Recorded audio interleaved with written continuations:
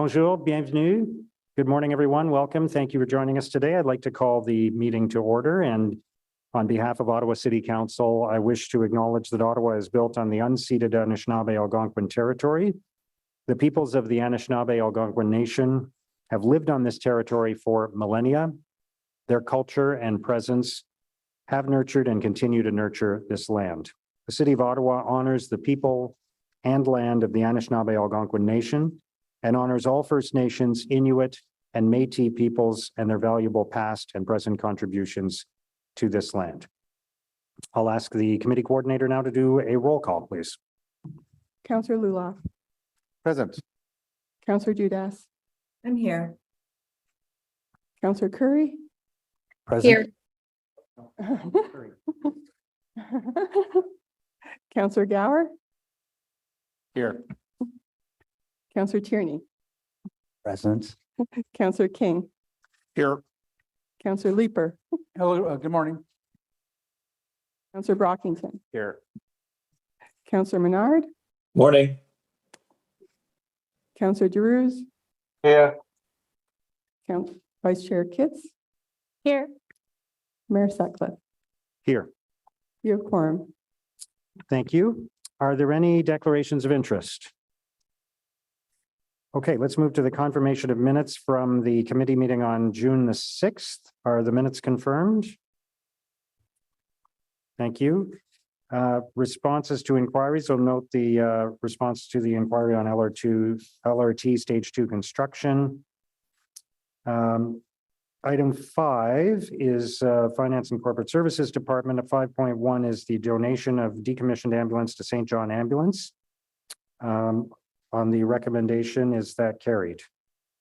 Carried. Item 6.1 is the advisory body review, which we will hold. Item 6.2 is a status update for Finance and Corporate Services Committee inquiries and motions for the period ending June 22nd. Is that received? Received. Okay. Item 7.1 is the Housing Accelerator Fund application. There's a presentation on that, so we'll hold that. Item 7.2 is the Ottawa Hospital's request for release of a reversionary covenant at 1967 Riverside Drive. Is that, do you want to hold that? Okay, I'll hold that.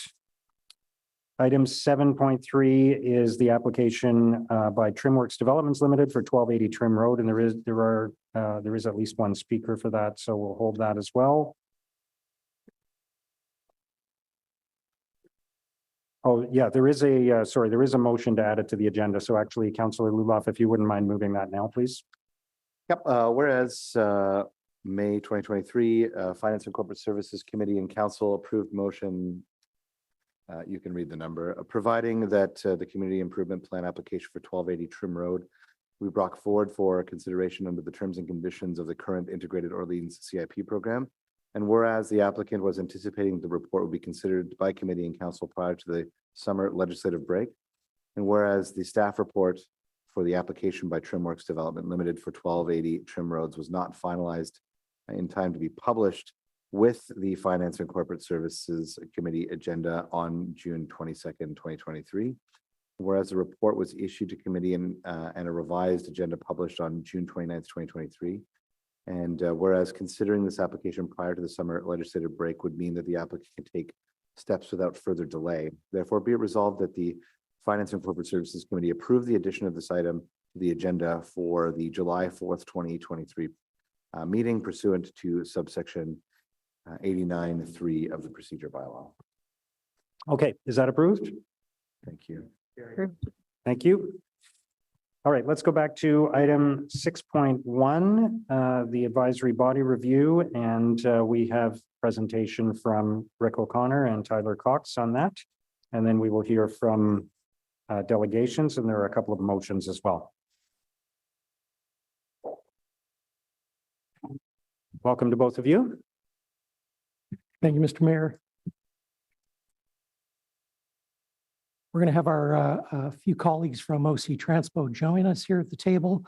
They will be doing some slides towards the end of our deck, as there was an interest by a number of members of council with regards to the transit advisory body that this report was proposing to create. So we thought it best to have the GM's office staff here to explain all of their portion. So Tyler's going to take you through, Mr. Mayor, the presentation, and with the last few slides done by our colleagues. Tyler?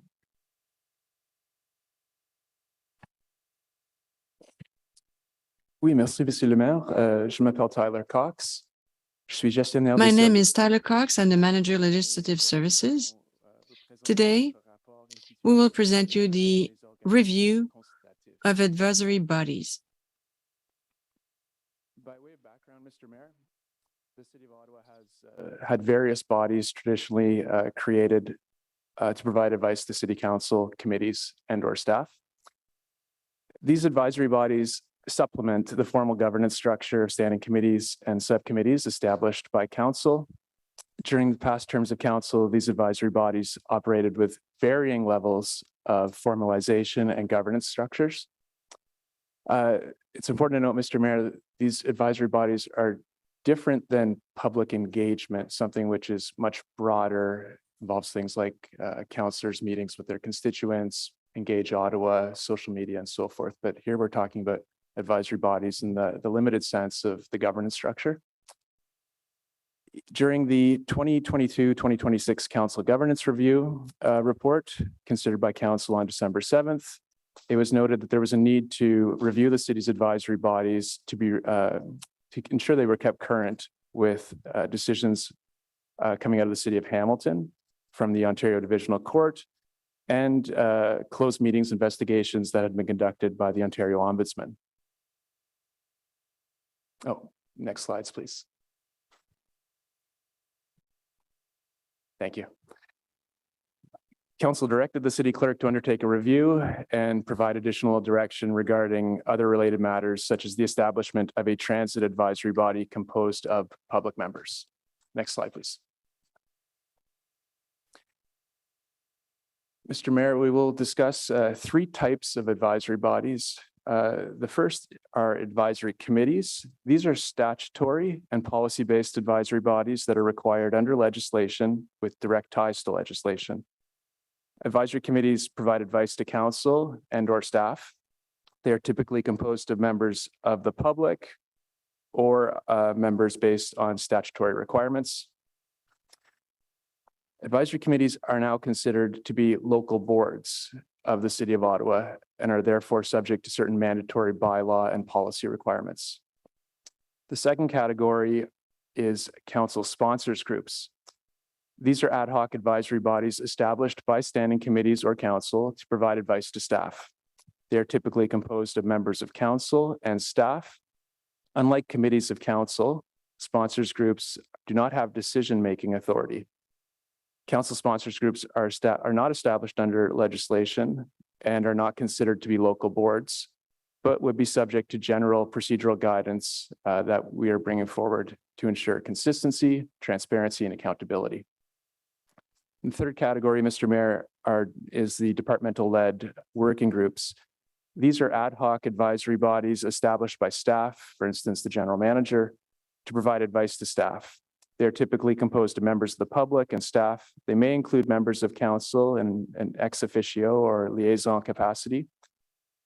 As with council sponsors groups, department-led working groups are not established under legislation and are not considered local boards, but would be subject to the guidance we have proposed.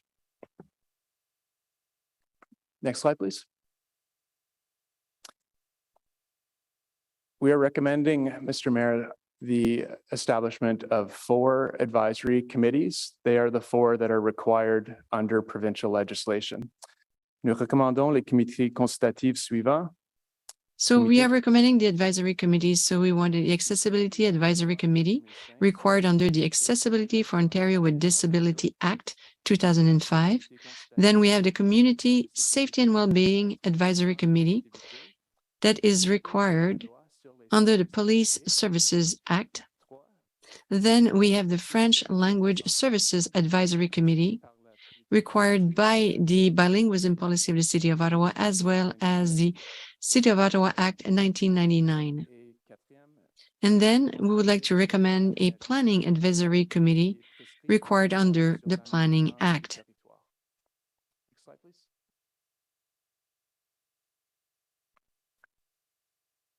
Other recommendations related to advisory committees.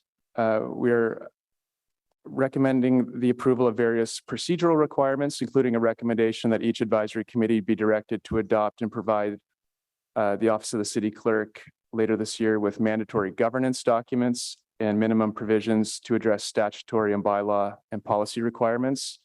These are set out in document 4 of the report, Mr. Mayor. A proposed honorarium for the Accessibility Advisory Committee to recognize, which would be funded from existing resources and which would recognize the Accessibility Advisory Committee's heavy workload, its meeting frequency, and the barriers encountered by people with disabilities when they volunteer their time and share their lived experience. Amendments to the Planning Advisory Committee's terms of reference that would expand the mandate to formally recognize its role in providing advice to staff on staff-initiated items. It also recommends that the removal of the members of council from the Planning Advisory Committee and establishing in turn a liaison role for a member of council, which would provide consistency with how we approach other advisory committees. We've included proposals for the city clerk to review advisory committee procedural requirements and governance documents as part of the midterm governance review, which will be next summer, and also consult with members of council regarding the desired qualifications for advisory committee members as part of the midterm governance review process. Certain interim changes to advisory committees made through the 2022-2026 council governance review would continue as described in this report. That includes the continuation of virtual meetings for the remainder of the term, holding orientation sessions for advisory committees in a hybrid capacity such that members can participate in person or in a virtual capacity. And that each advisory committee would have the opportunity to hold at least one in-person or hybrid meeting per year if the majority of members are in support and able to attend. Next slide, please.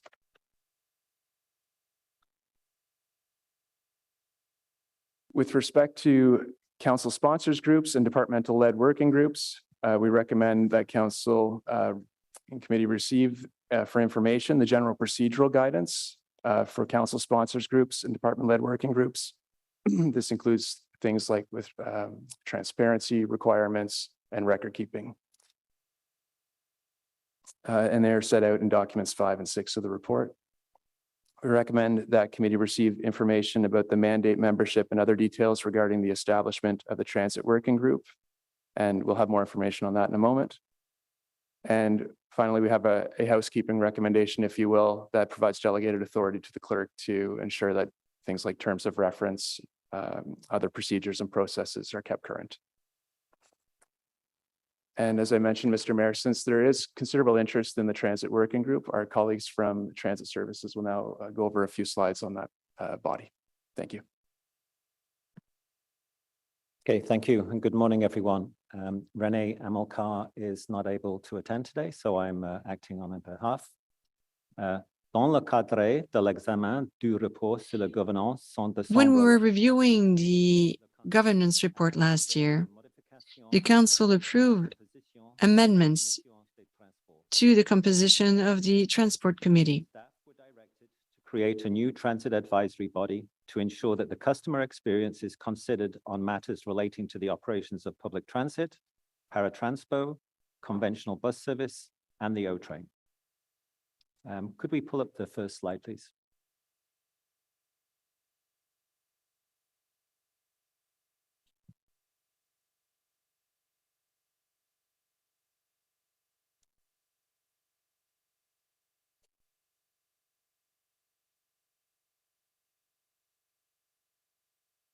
Okay, thank you. Council also directed that this new body incorporate equity and diversity to ensure a broad variety of perspectives are represented. Membership will include our transit unions, our paratranspo users, and be composed of a majority of members who identify as women, non-binary, transgender, or gender non-conforming. Next slide, please.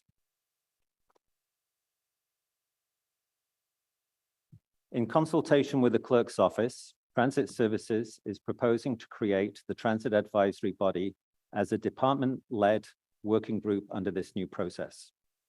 The Transit Advisory Working Group would meet 3 to 4 times per year. We believe this group could provide very valuable feedback and advice on a variety of transit issues, including matters related to Stage 2 light rail, reviews of performance indicators, consulting on new transit technologies, such as new vehicles or fare technology, and also ways to improve the safety of the transit network. We would also expect the members to raise their own issues and help to shape the discussions based on their own experience and expertise. Next slide, please.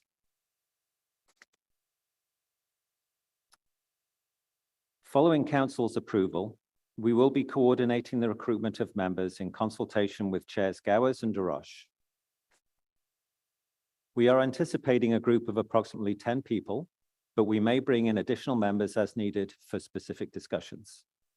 We will be recruiting from the groups that Council has identified, and we will be looking for individuals with either technical expertise or solid experience with Ottawa's transit network as an active OC Transpo customer. Each meeting of the group will be chaired by the General Manager of Transit Services, Renee Amilcar, with discussions led by either myself or the other director, Lisa Bishop-Spencer. At least one meeting per year will be held on site at one of OC Transpo's facilities to allow the members to see and gain a better understanding of our operations. In conclusion, we believe this is an excellent opportunity for our department to collaborate more closely with our customers and ensure that we are capturing many different perspectives as we work to improve Ottawa's transit network. This initiative aligns perfectly with our department's 5-year roadmap, which includes our customers as a foundational pillar. Thank you. Over to you. Thank you, Mr. Mayor. That's the staff presentation. Thank you all very much. So we'll now move to delegations. And first up is Chris Nanda.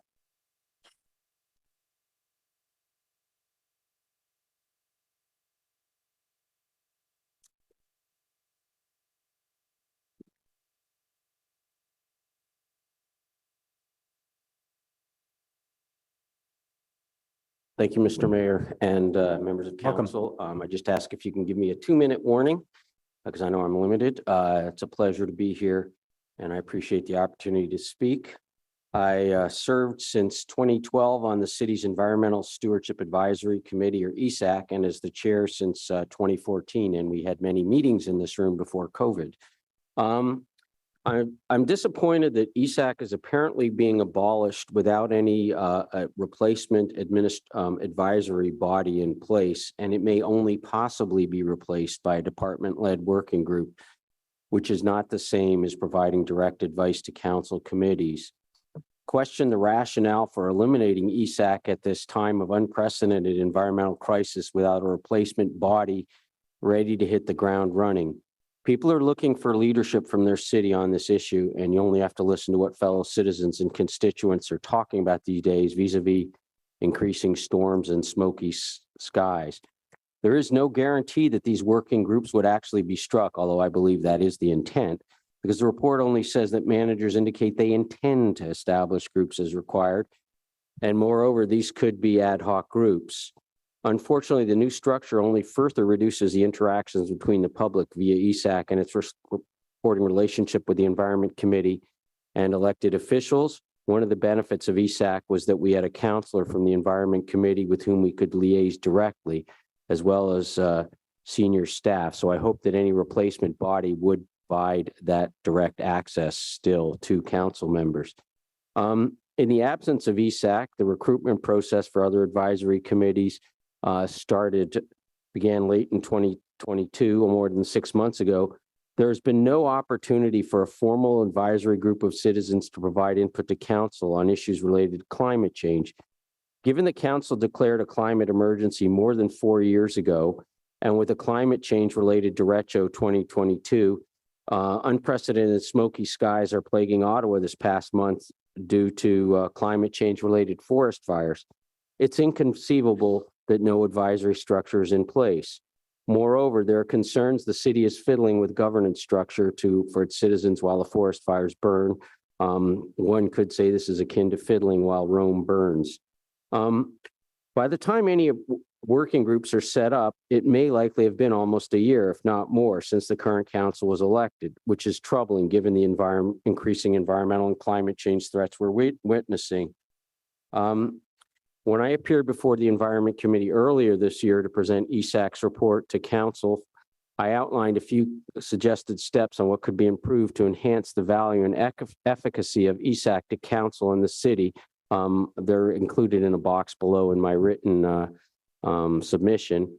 And I repeated in this basically what ESAC reported back to in the fall of 22 during the initial governance review. And these were relatively minor recommendations which do not threaten the status quo or the role of city staff or council. Yet, rather than adopt some of the modest concrete measures ESAC suggested for improving the advisory committee process, the city clerk and staff have been chosen instead to eliminate the committee. There isn't a clear rationale. I know there's a reference to the other bodies being legislatively required, but at any rate, I am disappointed, and I would urge council to act now to strike an advisory body so that informed citizens with environmental expertise can provide input to senior staff and to council on these pressing issues. Perhaps in the case of climate change, it could be an interdepartmental working group chaired perhaps by the city's manager. We are the nation's capital and we need to lead by example. When studying successful models used in other cities and nation's capital in addressing climate change, it's a multifaceted issue. Urban housing gaps, equity and minority group needs, increased debt, mental health, taxpayer mental health, physical health fears, and economic realities. There was an article yesterday in the New York Times, which I can send afterwards, talking about the economic impact on Canada due to climate change. May I suggest for immediate future, a citywide structure for collaboration be struck that is cross-departmental. This topic has links with every department. Climate change has links with almost every department and city agency, public health unit, Ottawa Hydro, and needs to pull together areas of responsibility to address the public good as stated in the council term of priorities and for human and ecosystem survival. And I would urge you that this committee should adopt some of the suggestions, the working group that are set out in the comments I provided, ESAC provided to the advisory committees in the fall and in the spring. Your That's time, constituents. sir. So if you don't mind just wrapping up, Yeah. that'd be great. This is my conclusion. Okay. Thanks. Very quickly, please. Thanks. Your constituents are looking for leadership at the local level on environmental issues. Now is the time to demonstrate it.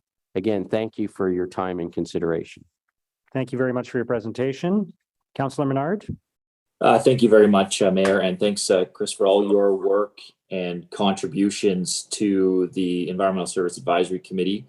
ESAC obviously has contributed a lot to the reports that we've seen in the past, and I know your work in particular is appreciated. I think one thing I wanted to raise with you, because it's what I raised with city staff and our clerk's office during these discussions, is that it wouldn't be acceptable to eliminate this without a replacement that already uses the volunteer groups and others that are very active on the environment file and a lot of expertise. And so I'll be asking the clerk's office what the intent is there, because I think that is their intent, is to set up an advisory type body. I think your discussion around an interdepartmental working group makes a lot of sense. I really enjoyed liaising with you last term as the vice chair for those 4 years and working directly with you. But I think, and maybe you'll agree, and this is my question for you, is how do we better utilize groups that want to volunteer and participate, groups like Ecology Ottawa, the Riverkeeper,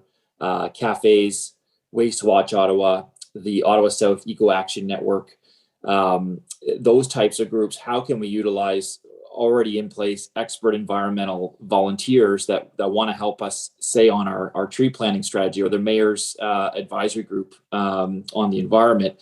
How can we use those already established groups to ensure that we've got the right expertise helping to inform city staff and work with them directly on the reports that come forward in a timely nature. Thank you, Councillor Menard. It was a pleasure working with you as well. And I would like to say that that was a great example of the type of interaction that we had that with ESAC. I mean, Councillor Menard and or his staff attended very regularly and provided input and feedback. And so we could, I mean, one of the things I think that is important is for citizens to feel that they do have a direct opportunity to speak with not just their own council, but with a body of councillors. And if I don't answer your question, maybe you can come back to me there, councillor. But in terms of involving people, I think one of the keys has to be meaningful consultation. In the past, what happened was well, first of all, one of the challenges with ESAC is we weren't allowed to set the agenda. And I think it was an opportunity. I think there were a lot of environmental groups felt that they were sort of shut out of the process of, you know, they could go to our meetings, but they couldn't really present or request an issue be discussed. And I think that's really important is people need to feel like, you know, we would sometimes see reports that staff had done after when they're basically a week before going to council. So it almost felt like we were rubber stamping. So I think it needs to be a meaningful and timely consultation. I think timely is the key. And one of the reports comments that I repeatedly raised was would be for timely input on budget, not seeing the PowerPoint that's been that of something that had already been basically drawn up. And I think getting people involved early on so that they could make suggestions while the budget is being drafted, while a policy is being done. And as a Councillor Menard, as you mentioned, there are lots of groups that are out there that have expertise. So I think one of the challenges would be to perhaps have a meeting with them, and I'd be happy to attend as somebody who'd been on ESAC, on what they would like to see and how they would like to be involved. I think that would be a good first step, and I think that's something that should be done. Well, summer people are away, but it really should be done soon. Okay, thank you. Well, thanks so much for that. And Mayor, I know staff, you know, generally agree with the utilization of the expert volunteers that we've got from those different groups I had mentioned. And I think the ideas that Mr. Nanda has talked about here can help inform the next steps there to get that formed. And I know staff have an understanding of that too. So I'm looking forward to you know, working with everyone to make sure that we've got those volunteer groups already established that can input in a timely fashion to our reports coming up. So appreciate the delegation. Thank you. Thank you, Councillor Menard. Councillor Curry. Thank you, Mr. Mayor. Thank you for your delegation. I guess my question, it may seem quite harsh, but when I hear people talk about how we are having an emergency in different sectors and how we're in crisis, I guess it shocks me that the answer to that is to set up another committee. And I just want to preface that with, when I was a teacher in high schools, the worst type of high school you could ever go to was one that was referred to as committee city, because nothing ever got done. It was just, if there was ever an issue, well, let's set up another committee. And so when I listen to the number of committees that we're potentially looking at and maybe more, part of me thinks, you know, given how much access we have to data, we can just go on to ChatGPT and get a ton of data. We could go to University of Ottawa students, Carleton U students, ask them to do studies, get data from all sources. And you have elected representatives here who could actually act. Would you rather that we get some information, get expert information and act, or set up yet another committee to advise council? I guess my answer to that is yes, we need a committee. I mean, data is data. You know, there's lies, damn lies, and statistics. And we're taxpayers. We live here.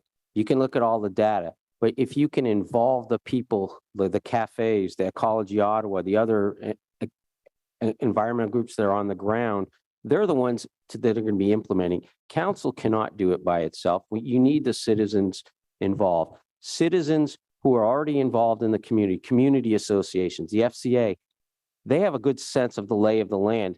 They can actually help carry these things out.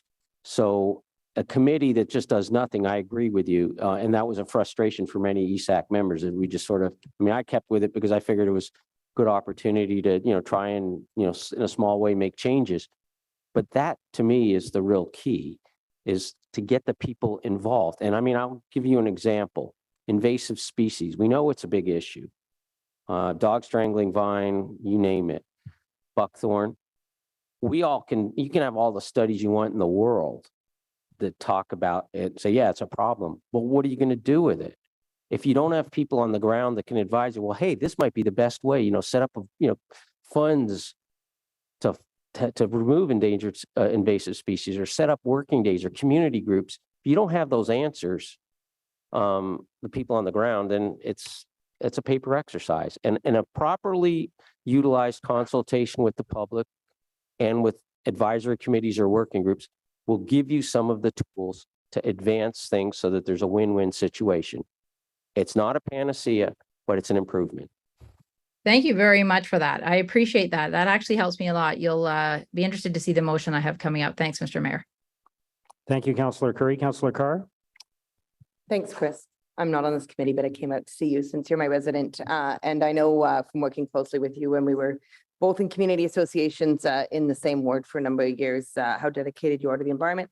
I just want to say, I on your last point there, I do understand, first of all, the direction that the advisory committees are going in with respect to only being legislated.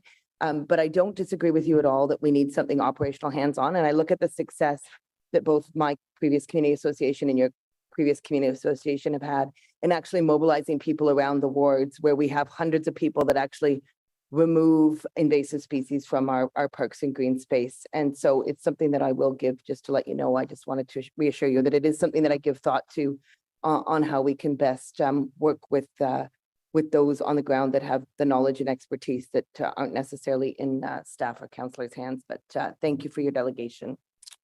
Thank you.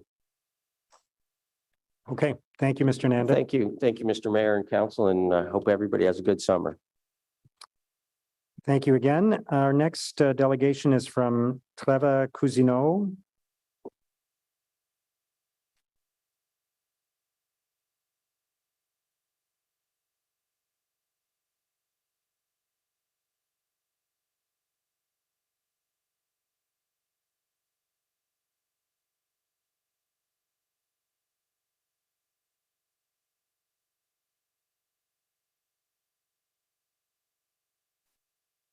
Bonjour, members du Conseil, especially Mayor Sutcliffe and Matthew, not my counselor, but my next door counselor. Laura's not here this morning. I'm very happy to be here on. She is on Zoom, so she is watching on, you can see her. Bonjour, Treva.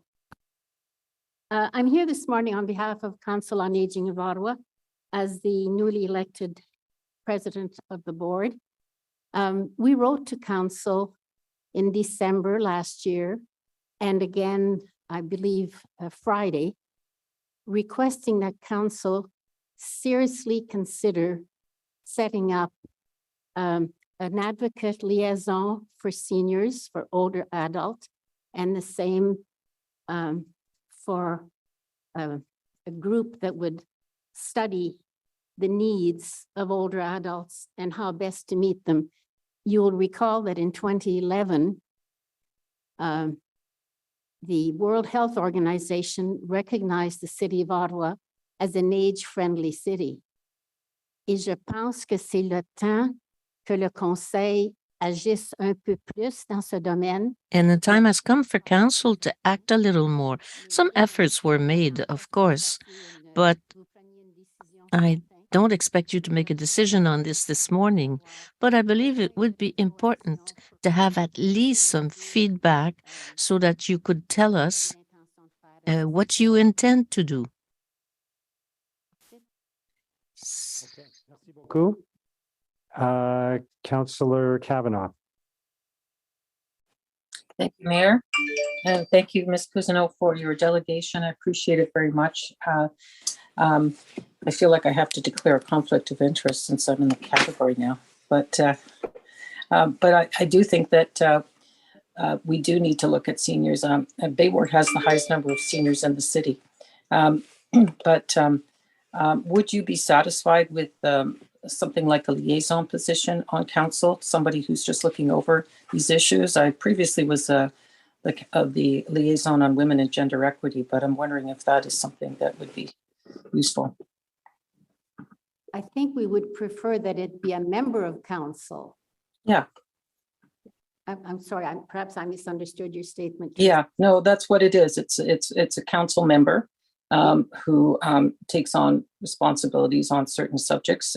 There's been ones on Veterans Affairs. There's been one on women and gender equity, sports, but it's a member of council.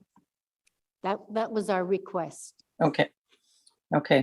Well, I think it's a good idea. There's a lot going on, and our official plan is working towards helping seniors as well by making cities more livable. So I appreciate your delegation. Thank you. Thank you. Thank you, Councillor Kavanaugh. Councillor Luloff. On avait comme une table ronde pour les aînés. Ça, c'est un autre sujet. We had a roundtable on the seniors. Yeah, that's another issue for us. Are there any challenges with this format? Or is it a good model for the city of Ottawa? Well, I always appreciated the roundtable meetings because it represents so many organizations in the community that have to do with seniors. We would have liked the roundtable to continue. I'm not quite certain why it was forgotten or dismantled, but it would be a good step forward. I think that we heard that the issues dealt with by the roundtable were too general. But as a past chair of CPS, I was the liaison with this roundtable. I think that the information distribution and also the possibility of discussing major issues. OK, merci Treva. On apprécie tellement. Thank you, Councillor Luloff. Councillor Dudas. Merci, Conseiller Luloff. You had asked something. Thank you, Councillor Luloff. But my second question, Treva, to you was about the liaison position. And I just wanted to understand a little bit more about if there was a liaison at council, what do you see as their role in terms of advocating or bringing forth seniors' positions on things? How do you see that interaction between the seniors community and council and the decisions that are being made? We're looking for a champion, somebody who will always bear in mind in all the decisions that you make that there is a growing population of seniors in this city, that many of them, unfortunately, don't have the funds to look after themselves properly. A lot of them are living in poverty. Housing is a major, major problem for some seniors. Healthcare, well, we won't even discuss healthcare because we all know what it has entailed for seniors. So what we're looking for in our liaison officer is really a champion, Laura. Merci beaucoup, Treva. Okay, Madame Cousineau, merci beaucoup. Thank Merci. you. I don't expect. Oh, sorry, I didn't see your hand up. Thank Councillor- you, Mrs. Cousineau. Just a question for just on process here. If are there motions on this item? If there are, can they please be circulated? Just I know delegations are speaking now without the benefit of seeing motions, and obviously for councillors, it'd be helpful for us to see any motions on the item if there are motions. Okay. We can circulate those. Yep. Thank you, Councillor Menard. Madame Cousineau, merci beaucoup. Merci pour tous vos efforts. Merci, Monsieur le Thank you maire. for all your efforts, Mrs. Cousineau. Okay, next is Angela Keller-Herzog.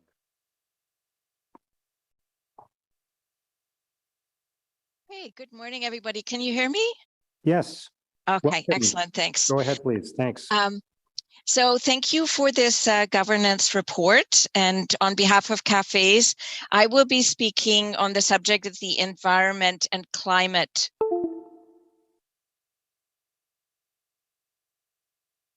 I'll start with a brief intro and a little bit how we see the context.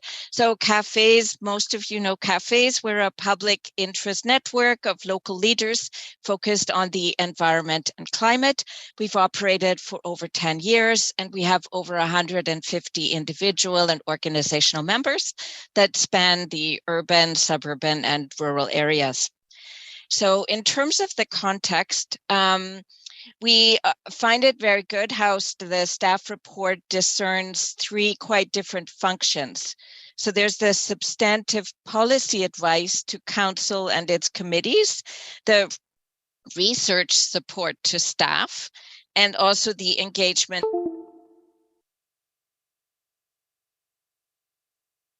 and that has been separated in the staff's presentation of the context. So cafes has been involved with all three of these aspects.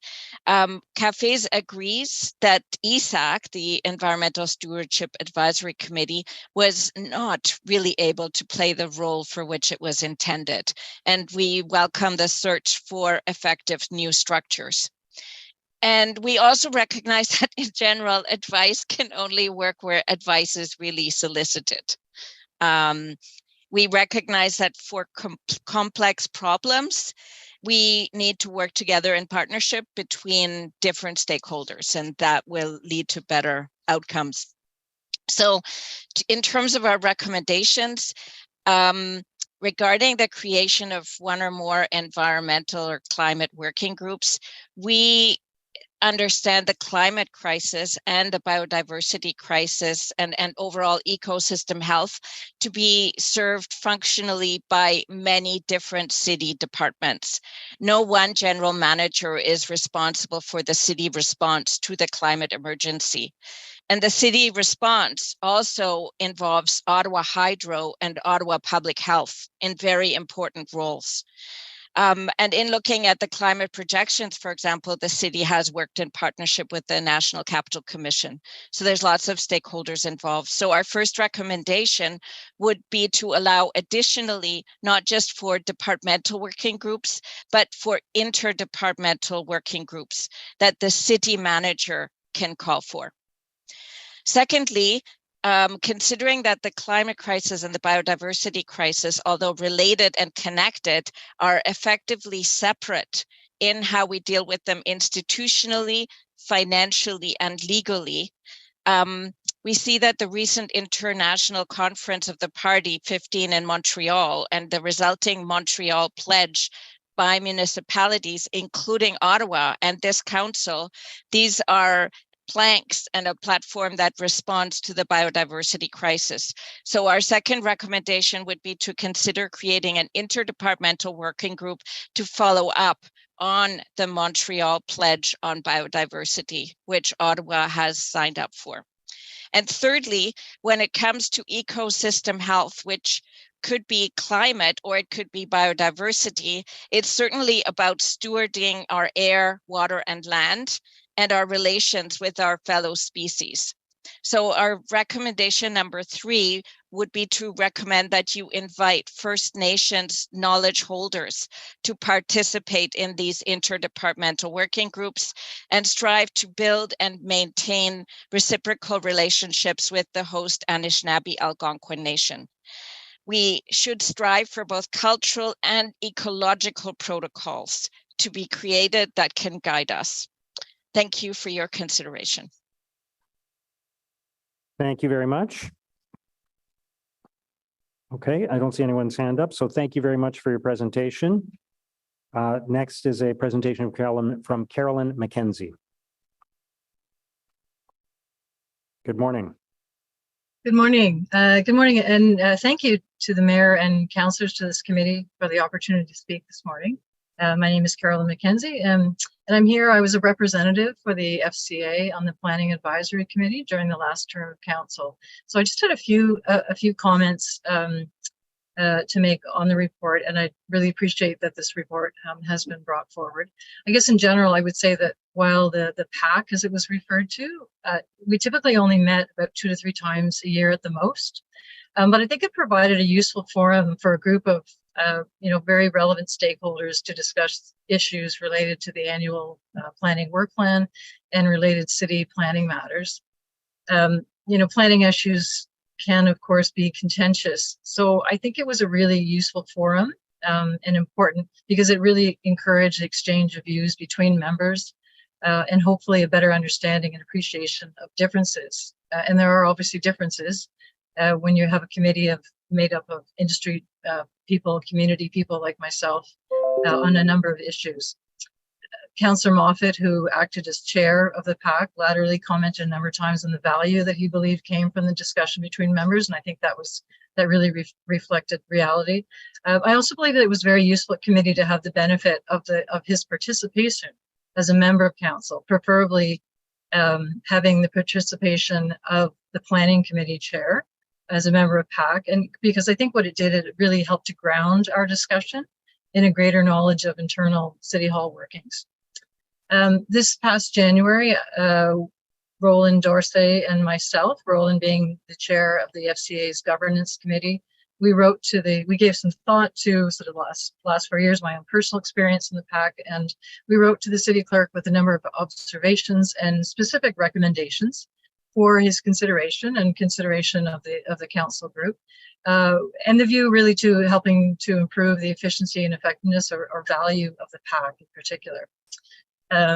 There were a number of issues that I sort of broadly refer to as public access issues that I don't see really as having shown up in the report. So I just wanted to raise them briefly perhaps for further consideration. And they seem rather small, but I think they are important. One was that improvements be made regarding the timing and posting of the notice of meeting, and even just the posting of the meeting to the YouTube channel. Sometimes it took literally months for that to happen. I would have people emailing me and saying, Carolyn, do you know what's happening? Why, I'd like to have a look I didn't get to attend the meeting. I'd like to hear the discussion, that sort of thing. Also that where there were queries or questions within that committee to staff, were staff committed to taking back those questions because they couldn't provide answers, which is quite reasonable. They were committed to taking them back for later response. We wrote to say, look, could we not have at least those queries minuted, taken note of, somehow circulated to members at a minimum so that we don't lose or forget about those questions and importantly what the answers were. And I think another sort of related issue very specifically was in this report was about, I guess, going forward, and the PAC is obviously one of the statutory required committees. So going beyond the 2 statutory meetings, I think it would be useful to have a better understanding of the expectations of the sort of staff report for additional meetings that might be called by a chair who is not actually a city councillor. I think that would be useful in terms of setting the expectations of that committee.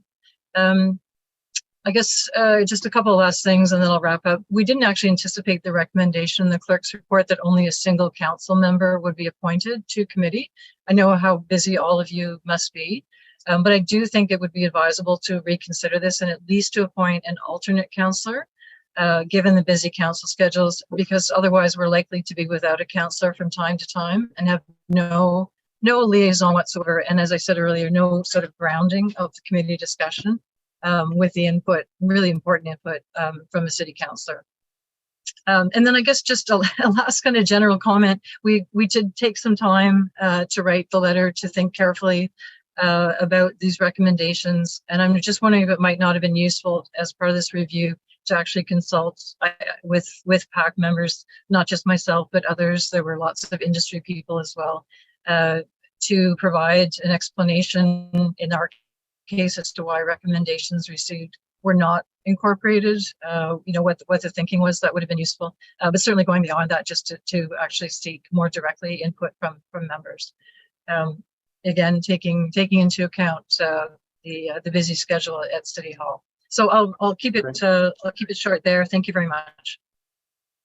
Okay. Thank you very much for your presentation. That is all the delegations. So there are a couple of motions. I'll start with the motion from Councillor Curry. Councillor Curry, when you're ready. Yeah, whereas on July 4th, the Finance and Corporate Services Committee considered the report from the Office of the City Clerk titled Advisory Body Review 2023 OCC Gen 0008, which makes various recommendations pertaining to the city's advisory committees, council sponsor groups, and departmental working groups. And whereas advisory bodies should support council with achieving its strategic priorities and adhering to its legislative requirements.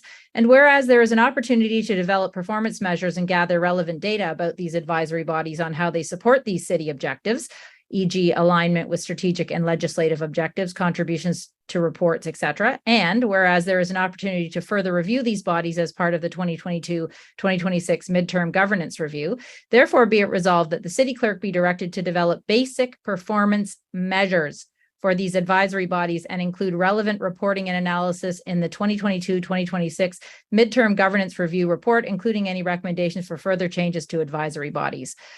Mr. Mayor, shall I introduce? Sorry, I didn't hear that.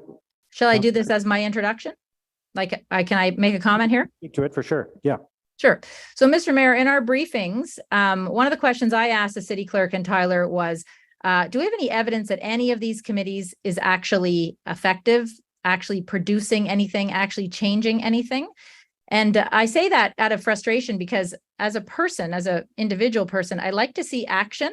And as I said in my comments earlier, like committee city, adding more committees, adding more bureaucratic time wasting initiatives in some cases is not my idea of fun. And nor do I think that is why we're here. I think residents want to see us actually do something, not just continue to sit and meet in committees. So therefore, I asked the question, does anybody know if these various committees are effective? And so the answer was, well, there isn't actually a process to look at that. There's a process to look at structure. But what this motion does is it asks for basic performance measures for the advisory bodies, because I want to see what actually comes out of them, what is done, what changes, what value this committee brought. Because time is money, and staff spend so much time at these when they're not spending time doing something else. And it's always that something else that I worry the most about, because there are so many smart people in the city. There are so many groups, as we heard in the delegations, that are very valuable to hear from. But at the end of the day, what is actually done that we could measure and say there was value given how much time and therefore money goes into these? So I really hope that this can be supported. The city clerk office helped write this. And you can ask the question, I would like you to ask if the city clerk is in agreement that this can be done as well. Okay, thank you, Councillor Curry. There's also a motion from Vice Chair Kitts. Thank you, Mr. Mayor. I'll just introduce this very quickly and then I'll read it out. Through the review of advisory bodies, it uncovered a lot of overlap in the mandate, mission, and membership of Crime Prevention Ottawa and the Community Safety and Wellbeing Advisory Committee. So while I want to wholeheartedly acknowledge the important work of CPO over the last several years and the dedication of its board, this motion recommends a dissolution and transition process to strategically align all parties to come together under one body and work toward the shared goal of a safer city. So I will read it out. It is quite long. I apologize.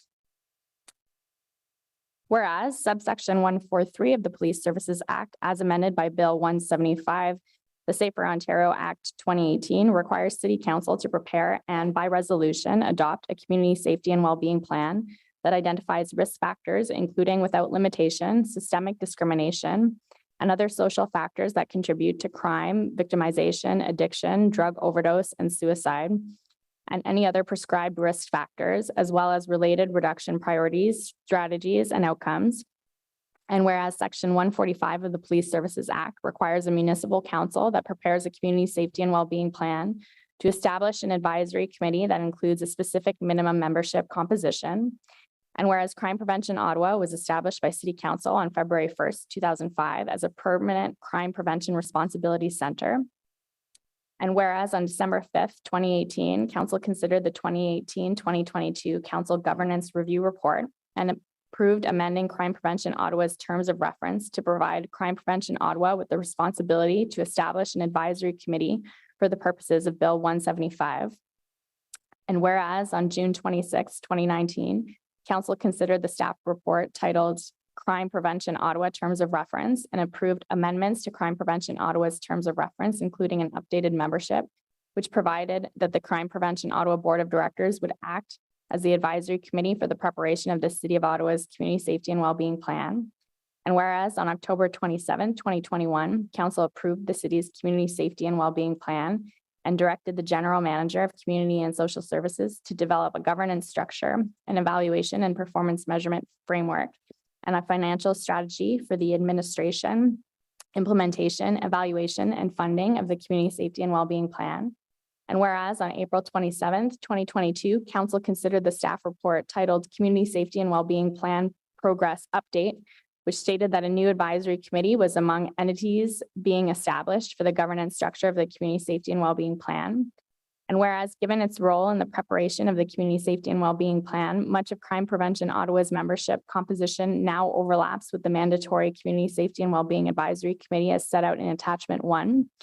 And whereas Crime Prevention Ottawa's terms of reference include goals with respect to safety and crime prevention initiatives that can be undertaken by the Community and Social Services Department under the Community Safety and Wellbeing Plan and related entities and activities.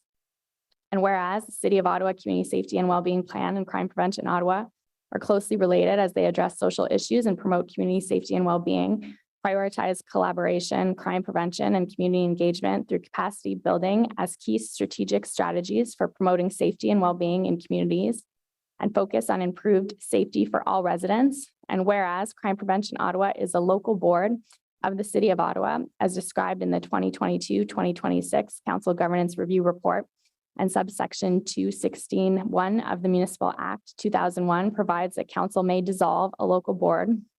And whereas set out in the 2023 budget, Crime Prevention Ottawa has a staff complement of 3 full-time equivalent positions and an annual budget of approximately 1.2 million, which can be incorporated in community safety, wellbeing policy, and analytics services within the Community and Social Services Department to assist with achieving crime prevention goals while eliminating existing overlap and redundancies between Crime Prevention Ottawa and the statutory Community Safety and Wellbeing Plan regime.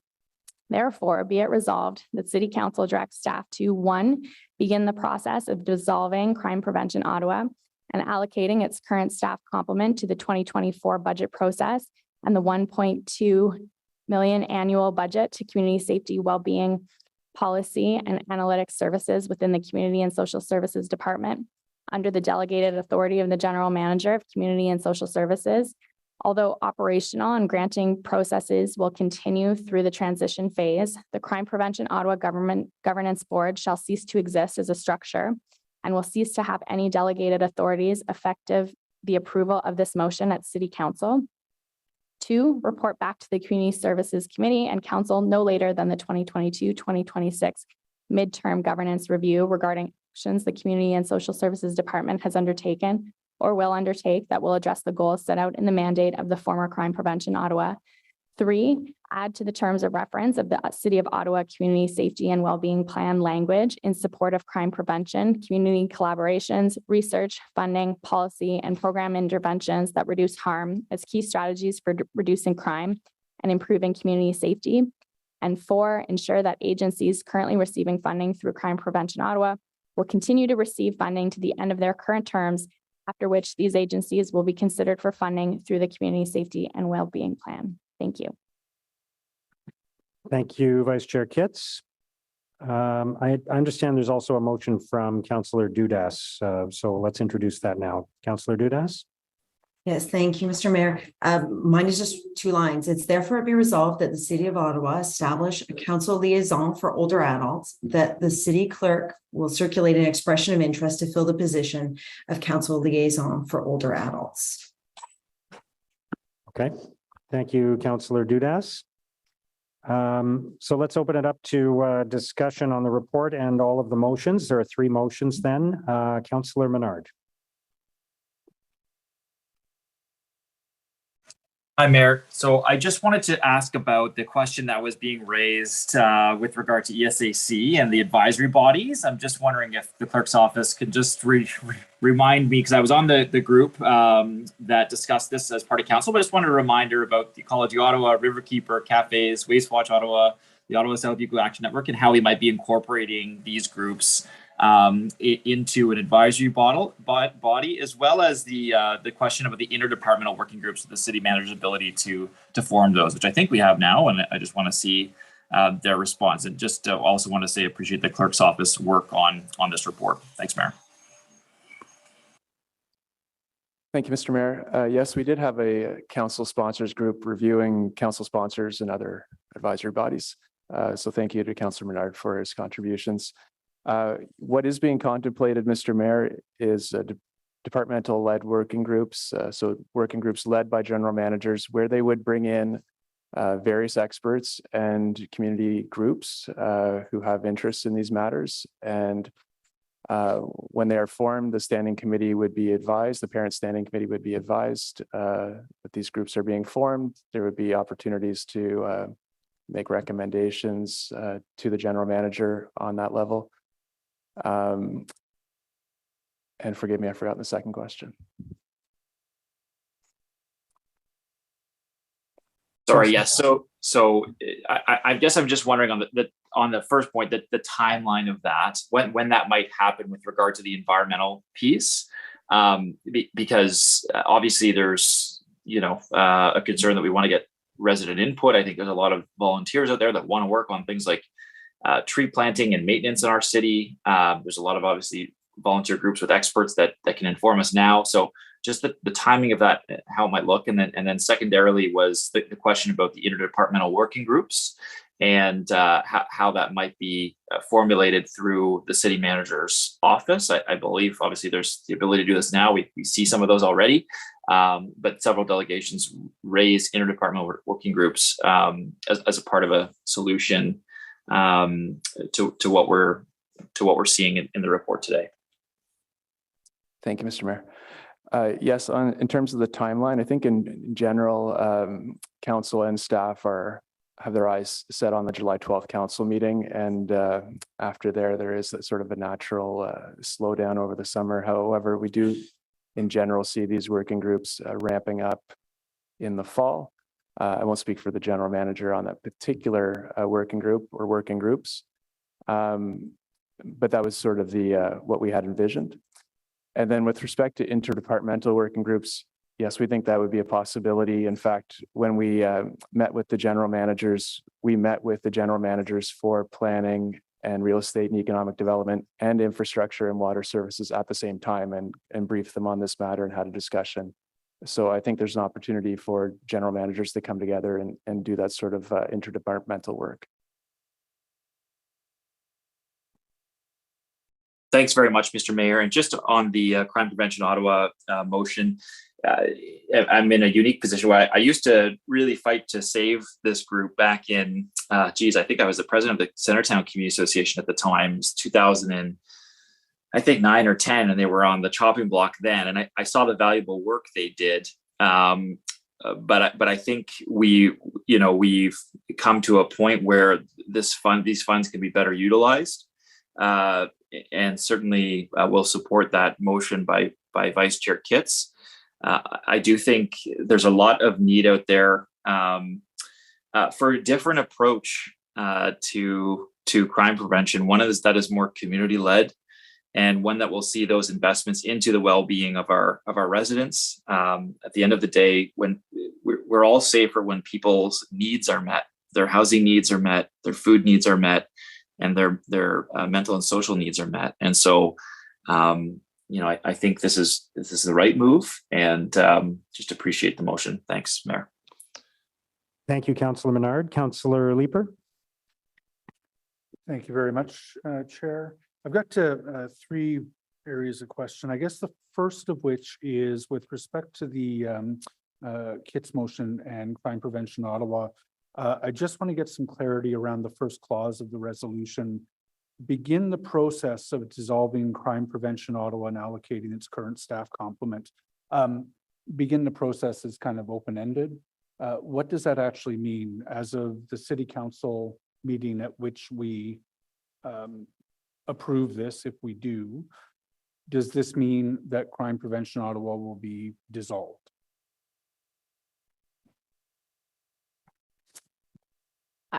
I might ask staff to ask about to give some clarity about the process, but that is my understanding.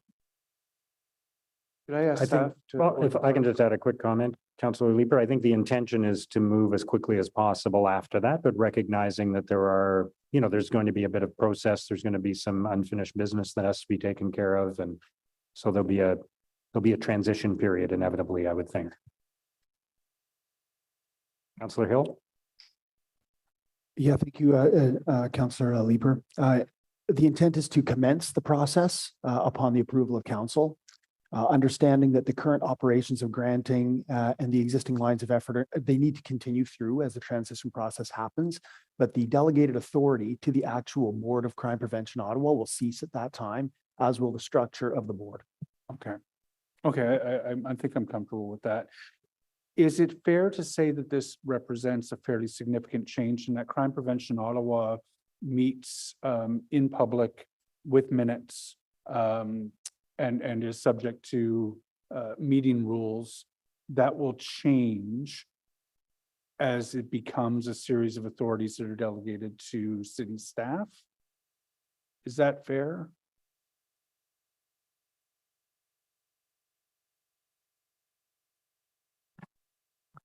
Mr. Mayor, the Community Safety and Wellbeing Advisory Committee will be is deemed a local board, and so is subject to the open meeting rules under the Municipal Act. Okay, I think Crime Prevention Ottawa's meetings are listed in the city's meeting agenda site. Would that be the same for the Community and Safety Wellbeing Advisory Council? Yes, Mr. Mayor. Okay. Thank you very much. All right, I'll give this some contemplation. Second area, the comprehensive zoning bylaw. We don't yet have a sponsors group that is formally struck, I believe, for a council sponsors group for the comprehensive zoning bylaw. Is there any value in moving ahead today with that? I'm sensing some urgency from some staff to have that guiding council sponsors group in place? Or what would be the timing staff would suggest for formally striking that? Mr. Mayor, what I would suggest is we'll take that offline between now and July 12th, and we'll come back with a more substantive answer with our colleagues from Pred and elsewhere. Okay, the motion I was contemplating bringing today would have been to direct you to solicit interest in serving on that committee before the council meeting. And I'm just wondering if I can hear any thoughts on pros and cons to doing that. Mr. Mayor, we'd be prepared to take that as a direction prior to council, yes. Maybe I could hear from Mr. Herwire. Have you had a chance to think any further about that? Thank you, Mr. Mayor. As the councillor knows, there was previous direction in the previous term of council to establish such a group. We're waiting the outcome of this report. So I concur with Mr. O'Connor's comments in terms of the timing. I'm looking at significant correspondence going back and forth between various stakeholders, all of which is complex and requires some political guidance. Could I so direct you, Mr. O'Connor? The name's written right there. To solicit interest. I know everyone's still just getting to know him because he's so new to the organization, but. And then to consult with the mayor's office and myself with respect to the terms and composition of said sponsors group. Yes, Mr. Mayor. Thank you. And then I only have one more question, Mayor, is with respect to the Planning Advisory Committee. My sense of that group has been that it is heavily skewed toward homeowners, particularly. I am wondering how we can ensure that the folks who are going to benefit from planning decisions, but who may not traditionally be involved in planning discussions, and I'm thinking particularly here of younger renters, for example, some of the anti-poverty groups in the city. how can we ensure that that voice is as strong as homeowners, for example, in the next iteration of the Planning Advisory Committee? Mr. Mayor, the composition of the Planning Advisory Committee, the revised compositions set out in document 4 of the report. And I'd suggest that there are opportunities to encourage those individuals to apply through the clerk's office when the recruitment process starts. Okay. When that recruitment process does start, and I would ask my colleagues to take an active hand in this, it's really easy for us to suggest residents who are part of, for example, traditional community associations. And you know, those folks will become aware that the Planning Advisory Committee is being solicited for. But I think we all have a responsibility as a council to ensure that we're reaching out to folks who might not traditionally be involved with some of these zoning discussions and to help people succeed in making those applications. So I will just make that plea today and leave it there, Mr. Mayor. Thank you. Thank you, Councillor Leeper. Councillor Hill. Thank you, Mr. Mayor. Crime Prevention Ottawa has a mission to contribute to crime prevention and enhanced community safety and well-being in Ottawa through collaborative, evidence-based initiatives.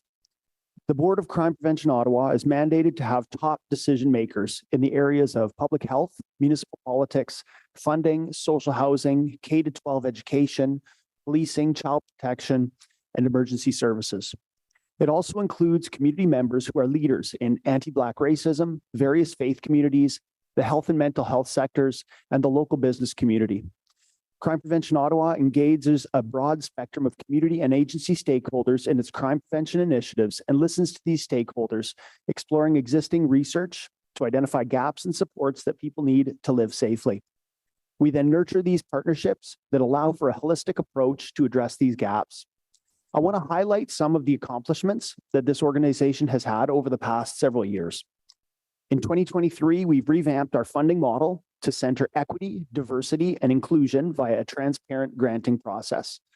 The process recognizes the best strategies to reduce harm in the community often come from the people with lived experience or from agencies that work closely alongside them. As a result, 13 of the projects that CPO funded this year went to grassroots agencies and efforts. We also launched an evaluation community of practice that brings together major local funders of social services to seek ways to synergize our efforts so that we can improve our services, better understand the impacts of our efforts, and to tell a more compelling story of our shared successes and challenges. Last year, we funded a participatory research project on increasing the safety of downtown drug users, which produced a report with 9 recommended projects to improve community safety. In 2021, CPO funded a safety needs assessment for 2S LGBTQ youth, which identified a need for safe spaces for these youth, resulting in an effective pilot project. CPO also co-hosted a series of 8 webinars showcasing local, national, and international examples of alternate responses to the mental health crises. The Ottawa Paramedic Service said that these webinars helped to shape the creation of the mental health response team. Also that year, CPO published a report outlining the systemic barriers to employment that young men with criminal records face. And since then, CPO has advocated at the local and provincial levels to reduce those barriers. The board also signed on to the Fair Chances Coalition Pledge, which actively seeks Canadian organizations to share its commitment and begin the journey to enact fair chance hiring practices in their organizations. In the first year of the pandemic, CPO was an instrumental partner and funder in launching the Unsafe at Home Ottawa chat and text service to support survivors living in situations of gender-based violence. This innovative service garnered interest across Canada. This was concurrent to the launch of a youth arts microgrant program to support mental health needs of young people to virtually connect and express themselves in a time when many in-person youth services were shuttered. I just thought it was important at this time to highlight some of the diverse outcomes that Crime Prevention Ottawa has been a part of, and I'd be remiss to highlight these achievements without acknowledging the outstanding leadership of the acting executive director, Ahmed Lukman, who's worn many hats over the past several years, and right now is acting and running the ship basically on his own, as we've been lacking an executive director for the last several years. So I'd ask my colleagues if we could just show some appreciation to Mr. Lukman. Could you just stand up for a moment? Thank you very much, Ahmed.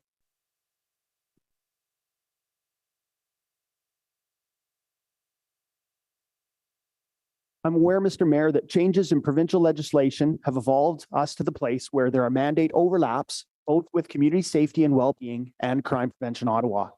And it does make sense to align these structures in order to both increase efficiency and streamline our operations. However, this transition needs to be managed deliberately and carefully in order to ensure that we're getting the best of both institutions combined and not simply watering down their collective outputs. As such, I've asked our Vice Chair, Kitts, if she would offer 3 directions to staff, and assuming that those are accepted by our staff, then, Mr. Mayor, to be clear, as the board chair for Crime Prevention Ottawa, I believe that this dissolution and transition process is appropriate and it will have my full support.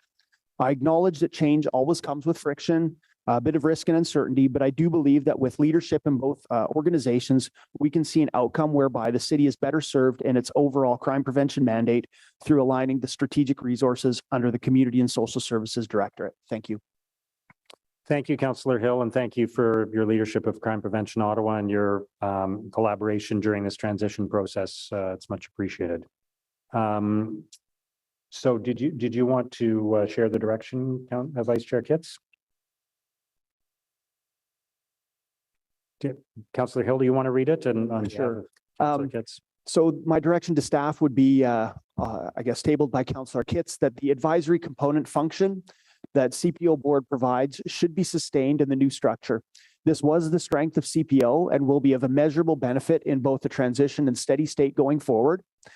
Number 2, that preventing crime be a functional and explicit objective within the community safety and well-being entity in order to ensure, in addition to all other stated objectives. And number 3, that subject to directions of the annual budget process, the granting component of CPO be sustained as a line of operations within community safety and well-being entity going forward, with the goal of maintaining funding to community organizations providing critical services for risk interventions. Okay. Staff okay with that direction? Yes, Mr. Mayor. Thank you. Thank you again, Councillor Hill. Councillor Gower. Thank you. My questions are specific to the transit working group. Can staff provide some more details around timelines? How quickly would recruitment be able to start? How soon do you think the committee could be formed? Any other details around timing? Mr. Mayor, I'll just begin, and if the transit colleagues want to add something to it. Should council pass this report by next week, we would look to very heartily in the fall initiate all of the processes and procedures that council has approved. So I would expect October, November, we would have things. And part of the one of the recommendations for the performance measures is to check on all of those things and bring something back for midterm. So council would have another opportunity then to have a look at it.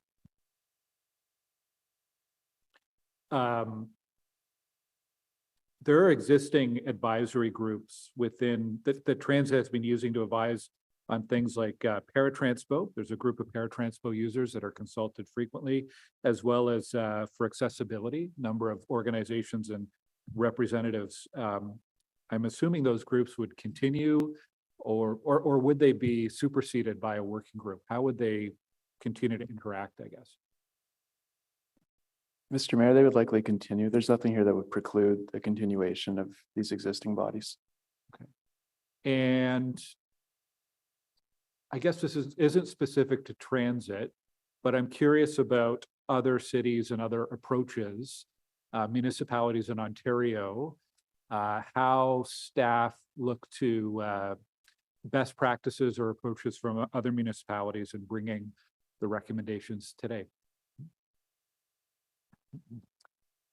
Mr. Mayor, the decision that's referenced in the report coming out of the City of Hamilton caught the attention of the City Clerk's office and city clerks across Ontario, where advisory committees are quite common. And but to deem them a local board, as happened in the City of Hamilton, really was quite a shift in the approach. Here we've had a variety of different types of advisory bodies, as mentioned in the report. The archives tells me that the first advisory committee of council traces back to the 1950s. So it's certainly a well-established model. But we have seen an evolution in terms of the legislation, court decisions, technology, Zoom hybrid meetings like we're having today. So things have really shifted in that area as well. We've seen success with respect to working groups like the anti-racism table, which helped council usher in the anti-racism strategy recently. So there has been an evolution of how these advisory bodies operate. Thank you, Mayor. Mr. Mayor, the only other thing I would add is I can share that a number of my colleagues across the province are waiting for the City of Ottawa Council next week. And then I will be sending all of this report and all of Council's amendments to a plethora of clerks who are all interested in this subject matter. Thank you, Councillor Gower. Councillor Curry? Thank you, Mr. Mayor. I hope, Mr. City Clerk, that they like my performance measures section as well. Okay, Mr. Mayor, so the only questions I have is on the transit advisory group. You're going to have Councillors Gower and DeRoche working with you. That's excellent. And can you assure me that you will also be looking at what it said in the Horgan report about these advisory bodies? Thank you for the question. We'll certainly be following all the recommendations from the public inquiry. That's correct. Wonderful, because there was specific language in there, so that will be helpful. The other one is on the crime prevention Ottawa. I speak better later in the day. I'm glad to see what Councillor Hill is putting forward in directions, because it is really important to keep all of the good work that was done. Crime Prevention Ottawa has been an amazing group, and it is important to keep that. I will say that this comes as a little bit of a surprise to me on the Police Services Board. I think it's because of the timing of this overall motion here that maybe there wasn't enough conversations with the Ottawa Police Services Board. But I'm wondering if between now and council, we can ask for at least a comment from the chief or the executive team there, the chair, someone, because we do have a new community safety act coming. And I'm just wondering if we have an overall comment from the police service themselves in terms of how they see this working, because the morphing of it and the changes over the next little while will be important for the community, for the Police Services Board to be following and having a comment on as well. But can we get a comment between now and council, please? Mr. Mayor, we would take that as committee direction. Okay. Councillor Curry, anything else? No, we have enough time, Mr. Mayor, you think too, to get a comment from the chief? Yeah. Okay, super. I think that's all I have to say. Thanks. Thank you, Councillor Curry. Councillor Kavanaugh. Thank you, Mayor. Boy, lots going on here. For the Transit Advisory Group, I'm appreciative of it, and I'm confident that Councillors Gower and DeRoche will do well. I just want to put an emphasis on the paratranspo. I've been hearing a lot from paratranspo users, and it's a crisis point where they're not getting any service at times, especially late in the evening. So the idea of having just one, I think that's a minimum. I don't think we should just say that one person's the paratranspo person. Maybe if there's wonderful valid candidates that can add, it should be just at least one. So because there's many categories. So I'm just making that recommendation so that we get, because these are people that absolutely need our services and have much to say. So I don't know if we have any comments on that. Is that possible to just keep an open mind and have more than one? Mr. Mayor, one of the recommendations in document 6 is that the working groups that exist at the city be made more transparent by advising the standing committees and listing them on ottawa.ca. And I mention that because there is in fact already a paratranspo working group that works directly with transit services. We of course also have our accessibility advisory committee, but one thing that we've learned throughout the course of this is that sometimes this great work that's happening isn't always made available to council. So we'll be looking to highlight that. I hope that responds to the question. Well, thank you. That is helpful, but obviously it's not going anywhere because there's definitely lacking in service. So they may have been the advisory committee, but obviously no budget got attached to improving things. So I think that's something we have to look at for the future. In terms of Councillor Dudas on liaison of older adults, yes, I support that. That would be great. I've been an advocate for my community for a long time on these issues, and worked on the NORC issue, which has been growing in popularity to help older adults live in their homes for longer. It's great. In terms of environmental advisory committee that's no longer there, I'm wondering if we have so much expertise in the city. I mean, we're a lucky city because we have people that have worked their whole lives on environmental issues, a lot of government people, a lot of NGO people, and it's just amazing richness. And frankly, you know, it's kind of cheap because they want to help us for free. And is there some way we can have some kind of a gathering where they are even once a year? And we did this with the gender and liaison role, where we invited people to a big workshop just to discuss what are your main issues, what are your top concerns. And we had all the groups that were related to women's issues, and like a thinking, set up to make sure that we're getting at things that we haven't missed. We may think we have all the issues. Is that possible? Just some sort of, even once a year, but just a workshop to allow expert groups. And I suppose it could be open wider, but I found that a very, very good working model. Specifically on environmental issues. I don't know, I guess Tyler, I don't know if you want to take that on. Mr. Mayor, perhaps Mr. Herwire would like to comment on whether that's a possibility. Thank you, Mr. Mayor.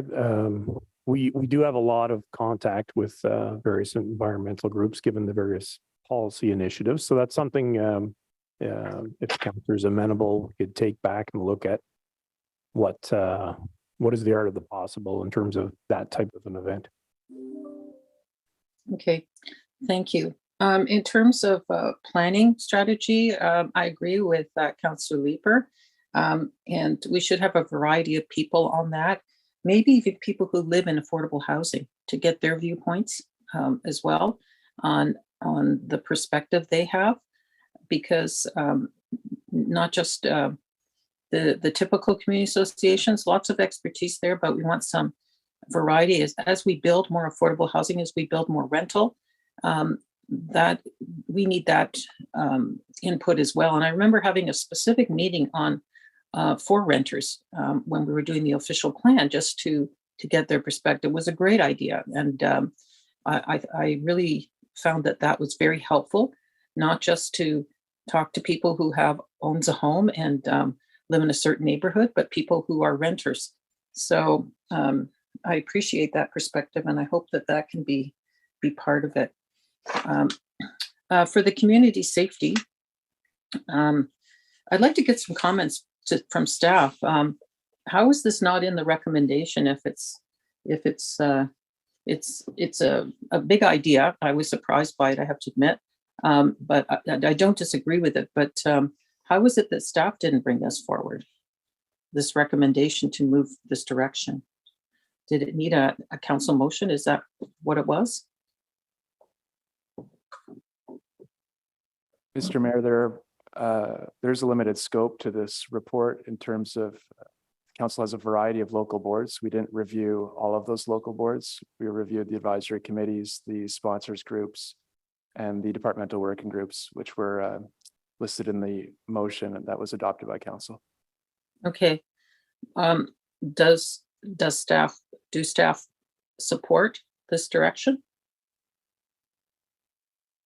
On the, I'd like to get the opinion of staff on the dissolution of the Crime Prevention Ottawa.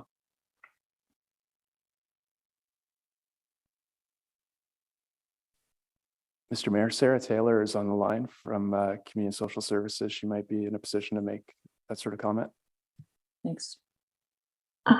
Good morning. Thank you for the question, Mr. Mayor. We've been working closely with Crime Prevention Ottawa since the establishment of the Community Safety Wellbeing Plan. In fact, the Crime Prevention Ottawa Advisory Board had been added membership during the planning phase for the Community Safety and Wellbeing Plan, and so is very intimate with the work and helped bring forward the recommendations of the plan and the priorities as it sets out to date. And as we've been working closely together, there are definitely opportunities for synergies and collaboration. And so we see it as an opportunity to bring together two groups really focused on the same issues, who to date have been providing more of a continuum of resources and support, where we'll just be under one umbrella, under one strategic direction moving forward. Does this help budget-wise, having that 1.2 million from crime prevention? Is that part of the reasoning? That'd be helpful. Thank you for the question. So in terms of the budget, per the motion, the budget will remain through the commitments to date that Crime Prevention Ottawa, how Crime Prevention Ottawa has allocated the funding. Going forward, per the direction, we would look to understand the broad range of priorities that through this merger and transition we identified under the guise of the community safety wellbeing priorities, and look to reallocate aligned to that, with the focus of still having the funding go to community-based agencies. Okay, so I just wanted to get your opinion. Do you see this as that Crime Prevention Ottawa is overlapping with the new committee of community safety and wellbeing? Thank you for the question, Mr. Mayor. We do have some similar membership, and one of the activities we'll be undertaking over the next 6 months is to look thoroughly at the terms of reference and governance of each group as we look to transition to an effective body, but believe that there's opportunities to combine and really continue to complement the membership and the discussions that were happening at both tables. Okay, thank you very much. I have to say, I like this may be shallow, but I like the title of Community Safety and Wellbeing better than Crime Prevention Ottawa, as it seems to get more to the heart of what we hope to do, and which I believe Crime Prevention Ottawa was doing in some respects. And they had great leadership, and the past executive director was amazing, Nancy. So kudos to her, and hopefully we'll bring in some talent to the next level. Thank you. Thank you, Councillor Kavanaugh. Councillor Carr. Thank you very much, Mr. Mayor. I just have a quick question and perhaps following up a little bit on what Councillor Kavanaugh was asking, just with respect to the collapse of Crime Prevention Ottawa, or not the collapse, but folding in under the Community and Safety Wellbeing Plan. I'm wondering a little bit about the overall governance for that Community and Safety Wellbeing Plan. Crime prevention had a mandate that was different than that of police. It did include police. Community safety wellbeing is a requirement, I believe, under the Police Services Act. But we have a lot of activities that seem to be happening in this city. We've got community engagement teams that I believe they work 8 to 4 in the Byward Market. We've got now the recommendation from the Guiding Council that comes out as a result of the Community and Safety Wellbeing Plan for an alternate mental health response that will be 24/7 in a year. We've got teams from the Ottawa Inner City Health Block Captains that are doing work. And I'm wondering, are we going to be rolling all of the work that we need to do for social services and under the Community and Safety Wellbeing Plan? Is that the plan for both operational and strategic work? And that's all going to be under the leadership of this advisory group? If you could speak a little bit on how that governance will be structured and how it works with city staff, I would be interested in knowing, because we quite frankly have a bit of a social service crisis in this city, and just wondering what the future direction will be with that advisory group. Mr. Mayor, we'll ask Ms. Taylor to explain how those various networks and bodies come together. Thank you again for the question, Mr. Mayor. So the Crime Prevention Ottawa and the Community Safety Wellbeing Advisory Committee, which we're talking about merging today, have terms of reference that are directed towards the oversight of those specific plans or activities. So for the Community Safety Wellbeing Plan, that includes 6 priorities, which are financial security and poverty reduction, mental well-being, integrated and simpler systems, gender-based violence and violence against women, discrimination, marginalization, and racism, as well as housing. And within the council-approved Community Safety Wellbeing Plan, each of those priorities has a set of goals, strategies, and actions that we're committed to implementing. Crime Prevention Ottawa also has a strategic plan, which they were in the process of renewing, but has similar overlapping priorities and some different priorities. So gender-based violence and violence against women, a focus on youth, as well as some community-based work. And so one of the activities we'll be undertaking is, again, looking at both of those plans, how they complement and what they look like. But the role of the new Community Safety Wellbeing Advisory Committee, which will act as a local board per the report and include some of the Crime Prevention Ottawa responsibilities if the motion is approved, would be strategic oversight for those accountabilities and responsibilities. In terms of social services operations, there are other governing bodies that have accountability for the oversight of social services in the department. For example, with our housing group or our employment and social service group, et cetera, that are both governed by their own governing structures, as well as legislation from other levels of government. And so while the Community Safety Wellbeing Plan provides strategic oversight and specific council commitments, at this point in time, it is not the overall encompassing body for the direction of all social services within the city. If such a group were to exist, my thought at this point in time is that's actually the Community and Services Committee led by council. Okay, yeah, thanks for the clarification. I'll just note that with respect to the governance of the Community and Safety Wellbeing Advisory Committee, that I look forward to seeing more fleshed out terms and representation. I think that there's a tremendous amount of work that needs to be done on that side, and will be interesting to follow that development. Thank you. Thank you, Councillor Carr. Councillor Johnson.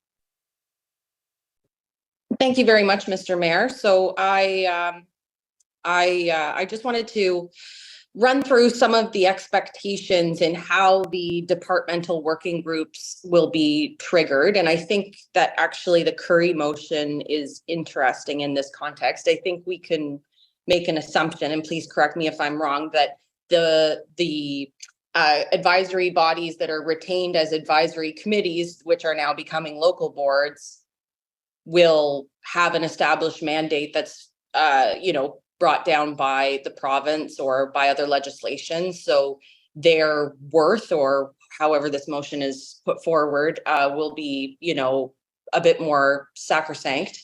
But for those departmental working groups, how does one of those get triggered? I mean, we have some examples here. The seniors roundtable, for example, I believe there's a commitment that might continue, but how do we know when these other departmental working groups will be triggered, and how will council know? Thank you, Mr. Mayor. There are a variety of working groups that already exist across the organization. Through part of this review, one thing we learned is that they exist in all corners of the organization. So one thing that we would like to see is more transparency with respect to these working groups, making members of council aware of their existence through memos to standing committee, also creating a register of sorts on ottawa.ca where information about the working group and its mandate would be found.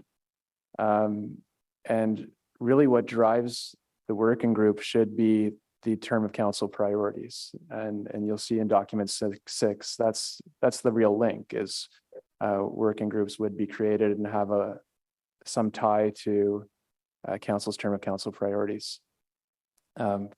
Furthermore, in the reports to council, coming out of those discussions and staff's recommendations would be a consultation section. It already exists in the template for reports to council. And the expectation would be that staff would describe what transpired at those working groups.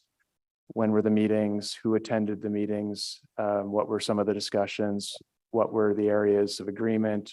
Where were there differing points of view? And members of council would be able to look for that in reports. Okay, so there's going to be visibility on ottawa.ca of their activities. There will be a link to reports to sort of prompt councillors to ask questions as to why one working group may or may not have been consulted, et cetera, while also a prompt for department heads to have those working groups consulted before bringing the report to council. So we've got these mechanisms whereby input could be solicited. So I wonder then how the performance metrics piece works. From what I understood from the council sponsor group, the reason why we were moving more towards a working group model instead of these advisory bodies was to sort of decrease the bureaucracy, to pull out some of the oversight and the sort of prescriptive nature of it. And I kind of understood, and maybe this is where I didn't follow, but they would be sort of, they could be more ad hoc, right? Like it could be on a specific policy question, or like it could be a phone call to these guys, right? Sometimes it might not be a full meeting, and that's sort of why we created that difference. So in that case, what do these performance metrics look like if it is in fact, you know, a lot more nimble? What's the phone call performance metric? How will those look different from the section of the reports where we're describing their activities? Would that description not be a place where they would be demonstrating their participation? I just wonder if this motion enhances what was currently conceived or in fact replicates it.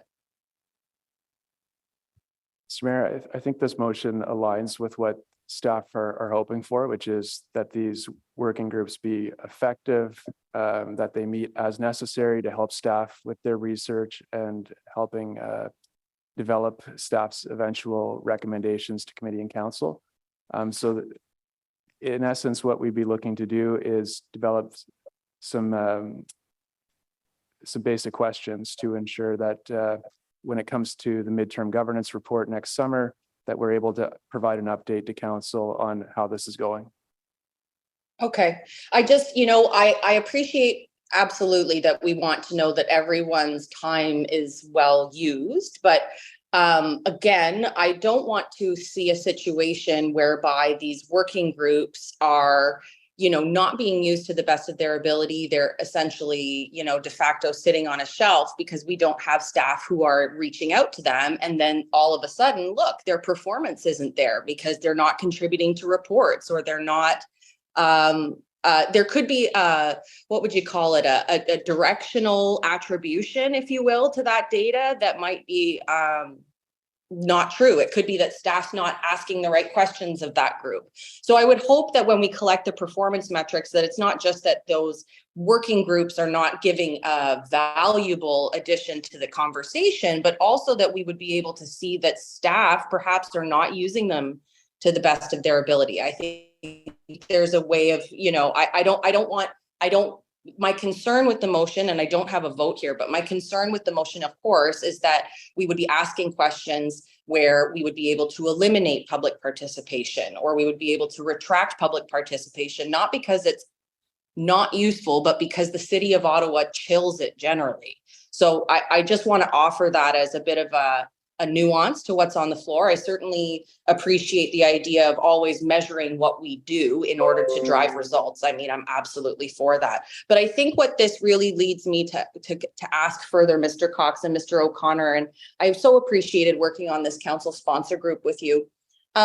This report does a really good job of creating predictable roles and responsibilities between the public and between those advisory bodies. And I think right from the beginning, you were very clear, certainly with me, who loves to creep, that this, the roles of these bodies are around particular policies and around particular needs for the organization. And you've done a great job of setting up what they are and what they are not, which then, even with the delegations today, I think leads some of us to wonder, okay, well, what about, and certainly with Councillor Kavanaugh's comments, this idea of having, a larger roundtable on environmental issues or a larger workshop day, we do still have sort of the leftover question when it comes to if these advisory committees and these advisories are not public consultation writ large.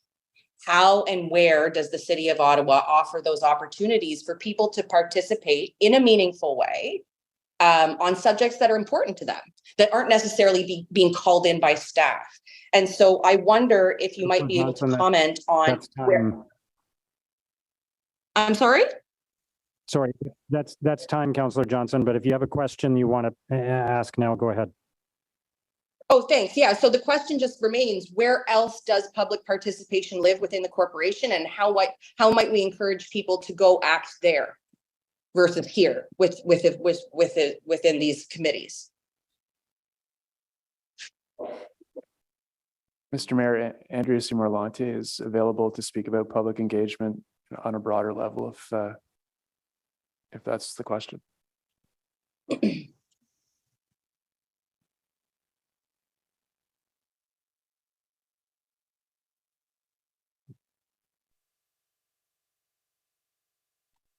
Yes, Mr. Mayor, there is a public engagement strategy which defines the approach to public engagement, which includes consultations and such at the City of Ottawa. And that would be the area for those discussions. Okay. Councillor Johnson, thank you. If you're okay, you can jump back in line if you have further questions, but thank you. Councillor Gower.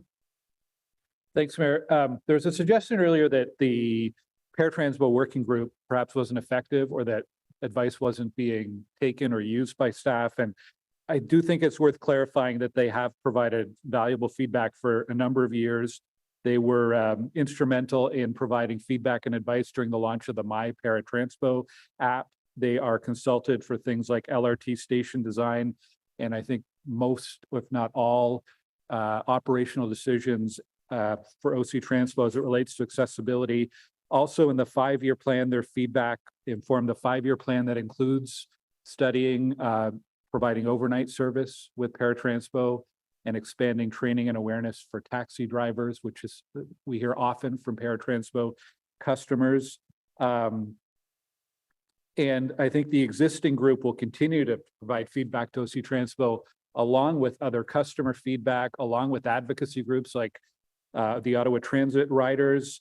And I guess to bring it back to this discussion here, these engagement groups, these working groups, these advisory groups, whatever we call them, they're one part of the engagement. They're an important part of the engagement, but it doesn't negate the need for all the other engagement that the city does, formally and informally, individuals, community associations, whatever it might be.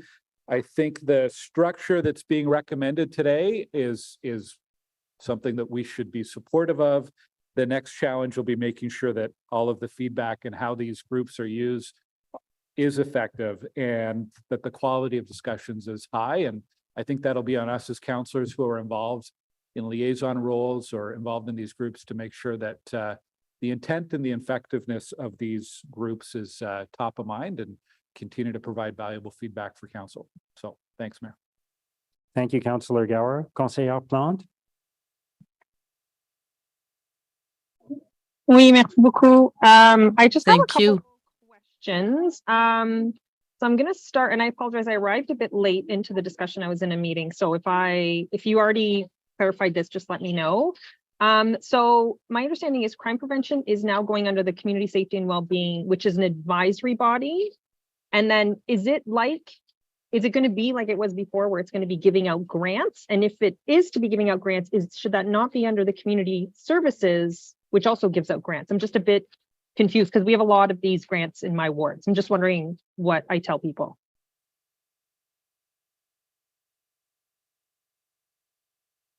Thank you for the question, Mr. Mayor. So in terms of the grant function, all of the grants that have been received to date or in the process of being allocated per the motion would continue through their lifespan. Part of the review as part of this transition and merger would be to identify what the purpose of that funding is going forward as it aligns to the council directed priorities within the community safety wellbeing plan. And that would be, we would provide an update at that time on what new funding opportunities would look like. As it relates to funding allocation within community and social services, we typically use the community funding framework, policy, and procedures for any grant funding that is allocated. Okay, and I just had a follow-up. So I'm sure you are aware, I'm not sure who I'm addressing this to, if this is to Mr. Cox, Mr. O'Connor, or Ms. Taylor, but I'm not sure if you're aware of something called the Unsheltered Task Force. It's a group that meets, I'm not sure at what frequency, to discuss obviously the issue of encampments, which is a big issue in my ward. And as the ward councillor, I'm not allowed to be in that group. We got the terms of reference a couple weeks ago. And I was just wondering if there's any other group that you know of which has a mandate to look at something that directly impacts a ward and involves people's lives and where they live, and if that's normal where the ward councillor would not be implicated. Mr. Mayor, I'm not aware of other situations like that, and I can advise that we're prepared to review that question. We received it late last week from Councillor Plante, so we'll be looking into it this week. Thank you. Merci, Conseillère Plante. Okay, so let's move to voting on the various motions. Beginning with the motion by Councillor Dudas on establishing a council liaison for older adults. Is the motion carried? Carried. Okay, and then there's the motion from Vice Chair Kitts regarding Crime Prevention Ottawa and the Community Safety and Wellbeing program. Is the motion carried? Carried. Okay, and the motion from Councillor Curry on performance measures for advisory bodies, is that carried? Carried. Okay, and then the report recommendations as amended, is that carried? Carried. Okay, thank you, everyone. Thank you to staff for answering all the questions. Let's move to item 7.1 on the agenda, which is the City of Ottawa's Housing Accelerator Fund application. And I know we have a presentation on that from staff.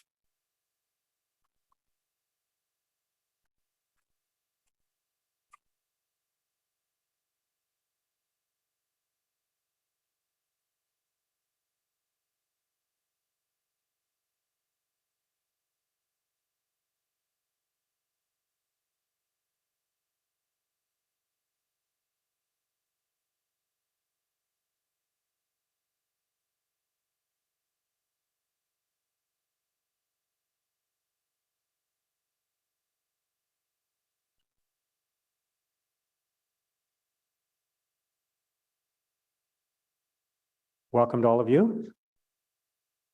Thank you for your patience. Whenever you're ready. Thank you, Mr. Mayor. While we get set up, I'd just like to introduce the Housing Accelerator Fund team. It's a team comprised of planning services and housing services. We have Lauren Reeves, the manager of affordable housing, Paul Levines, the director of housing services, Megan Brody, she is the file lead for the application, and I'm the acting manager of policy planning.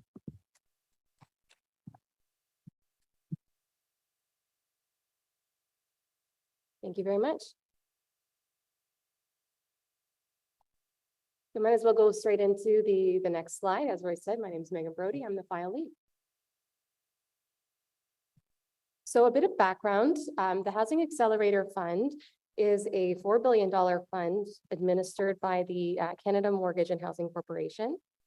It was announced as part of the 2022 federal budget. It's part of the National Housing Strategy. And its stated purpose is to enable municipalities to increase the supply of housing.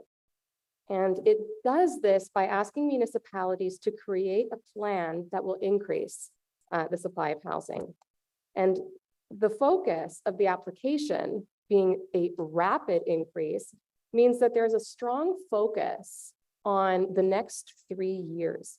So municipalities' funding eligibility is determined based on the estimated number of building permits above and beyond the status quo over those 3 years.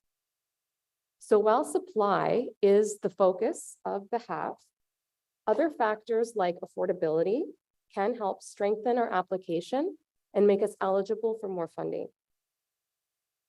So the action plan portion of the application is that portion that outlines the initiatives that the city is or will undertake to achieve those additional building permits over the next 3 years.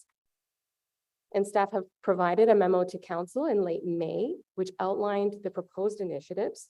And that memo was raised to Planning and Housing Committee on June 7th for discussion. Next slide. So what exactly is the purpose of this report? The purpose of this particular report is to approve the city's quote action plan to enable the city to enter into an agreement with CMHC for any funding that we do receive. The initiatives that are proposed in the action plan are all at various stages of implementation.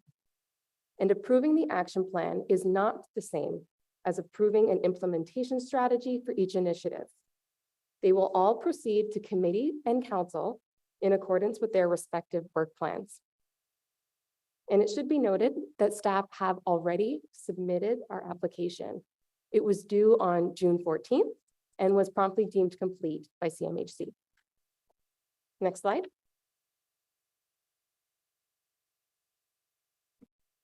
So the action plan portion of the application should not be considered the city's plan to addressing the housing crisis.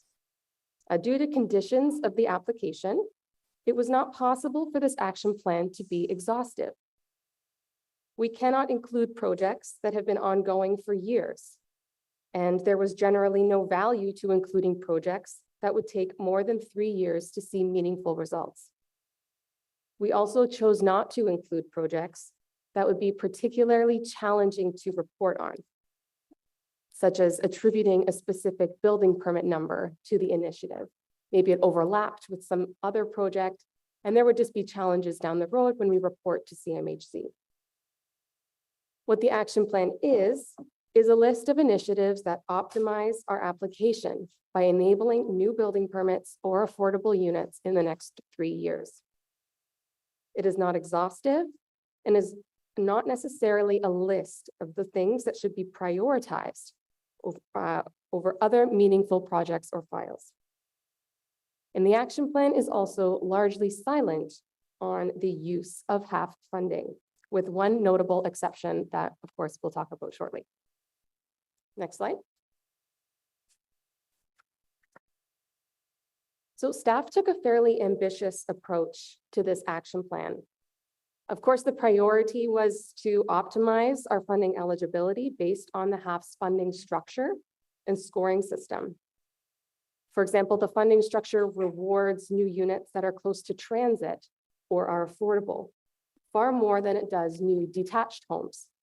So initiatives that could increase units near transit or affordability were included. We also chose initiatives that would cast a very wide net to capture as many new permits as possible. And given the timelines of the HAF, we chose initiatives that could reasonably see results, like new permits, within the next 3 years. We made a number of projections as part of our application, and the first one was determining the status quo. We estimated a little over 30,000 new building permits, new units through building permits over the next 3 years. With the action plan, that number goes up to an estimated 37,315, which is an increase of almost 7,000 new units through building permits. We also estimated a 5.2% increase in affordable units over that same time period. Taken together, those figures make us eligible for $261 million but I'll note that CMHC has discretion to scale down the eligible amount based on other applications received. They are working with a finite amount of money and need to disseminate those funds across all successful applicants in the country. So this is simply staff's estimate based on our ambitious targets. Next slide.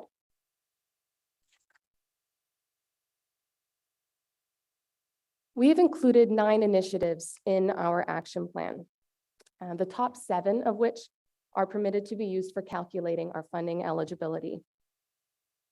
The first is transit-oriented zoning and inclusionary zoning. And this initiative involves rezoning lands in several protected major transit station areas to realize the full development potential that now exists in our official plan. And since inclusionary zoning can only be implemented in PMTSAs, we've lumped that initiative together here, but the rezoning is expected to proceed to council much sooner than inclusionary zoning. The second initiative is adopting additional zoning amendments to enable gentle intensification. And this refers to those zoning amendments that would enable at least 3 units on all serviced lots in the city, and some complementary changes to eliminate unnecessary roadblocks to that form of development. The third initiative is an affordable housing community improvement plan.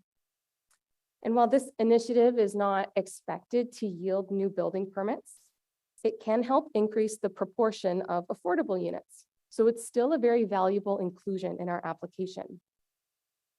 The CIP would include financial offsets to improve the business case for offering affordable units in otherwise market developments.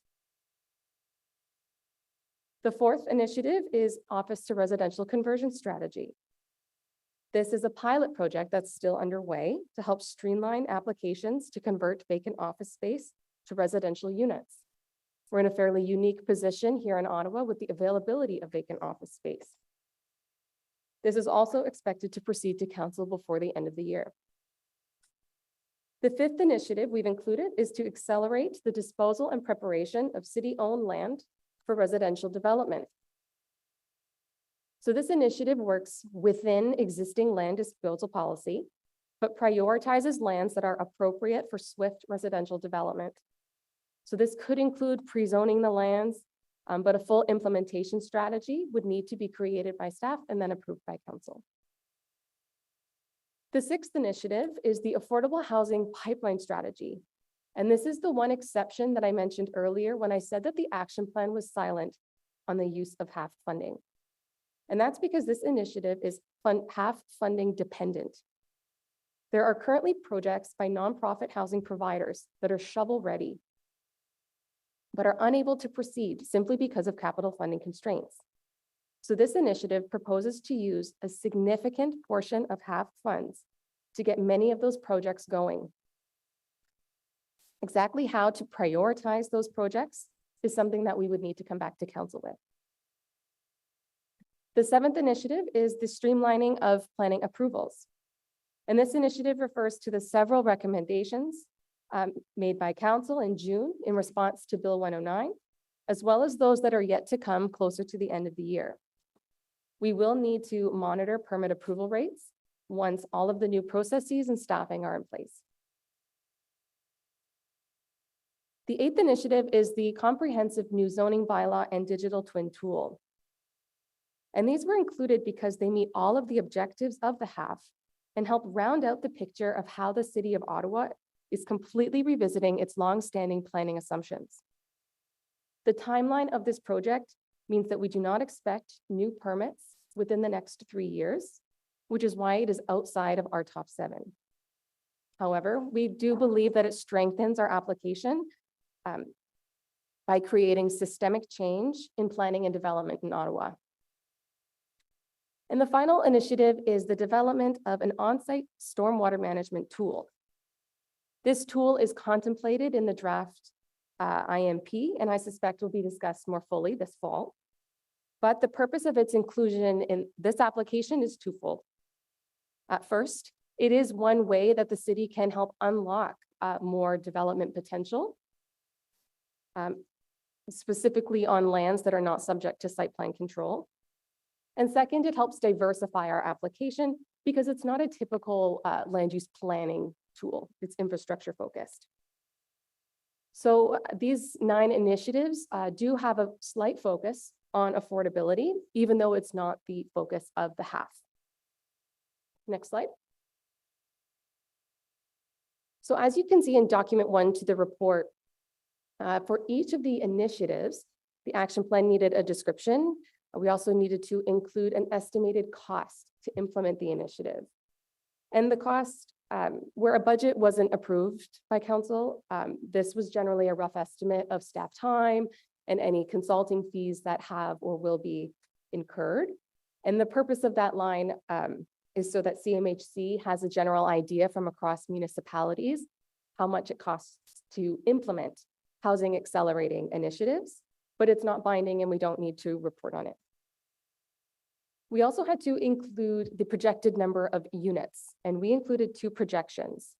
One is for the number of units we can expect to get through building permits in the 3-year period of the HAF, and the other is the total number of units over the life of the initiative, which we took to 2031 only.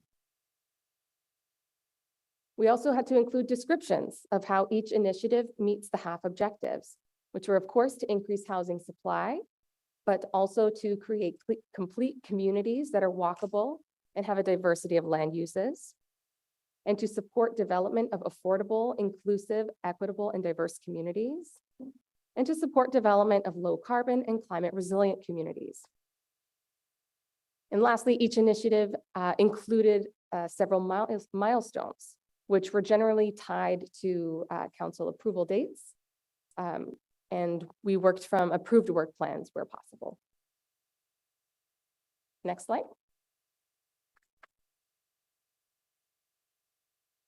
So approving the action plan today does enable the city to enter into a legal agreement with CMHC, the contribution agreement, for any funding that we receive. While approving the action plan, like I said, is not the same as approving each initiative, it would show general support to proceed in a timely manner. It also represents some commitment to spending a majority of HAF funds through that affordable housing pipeline strategy. And the other uses of the funding, so they can be used on any of the action plan initiatives. It can be used on housing supportive or community supportive infrastructure, or on affordable housing. And just as a matter of nuance, technically any spending of HAF funds through the affordable housing pipeline, while technically being spent on affordable housing, I think we would classify as being spent on an initiative because it's being funneled through an initiative to get to those affordable housing units. And again, once we know the amount that the city is eligible for, and keeping in mind that we would get any funding in 25% annual installments, then we can think exactly of how we want to spend the funds and where. Next slide. So as far as next steps, our application is still with CMHC for its consideration. So we hope to hear from them soon on the status of our application. And once we hear back from them, we can enter into a contribution agreement. And they will come back to us with an amount of funding, and our projections may need to be modified accordingly. So our projections represent those 7,000 increased units, but any reduction in funding from CMHC would of course be reflected in a reduction of that figure as well. Staff will provide council a roadmap of next steps. So exactly how the program is going to roll out, when we can come back and have a more fulsome discussion about the use of HAF funding, which of course at that time we'll know exactly how much we're eligible for. So we expect to have that for council within 2 months of signing a contribution agreement. And then of course, each initiative will proceed to council in accordance with their own work plans and approved timelines. some of which have already gone to council, and I think there's a few more that are coming up very, very soon. Most of them, I believe, you will be hearing about before the end of the year. And then moving forward over the life of the half, we do need to report regularly to CMHC, and we have to spend all the money within 4 years. So they want to know exactly what we're spending it on. They want to know how many units we're achieving through the half, and that one of those last reporting requirements to CMHC is most important, because if we demonstrate that we're falling short on our targets, they can withhold the last 25% installment or reduce it accordingly if we're not meeting our targets and milestones. So that concludes the presentation. We can leave this slide up. Thank you. Thank you. And before we go any further, I want to thank you and the entire team for all your hard work in putting together this application, because I know it was a lot of work and it's a very demanding process. So thank you all for everything you've done to put us in a position to receive this funding and move forward with some very important projects. We do have one delegation on this topic, so let's do that now. It's from Dean Tester.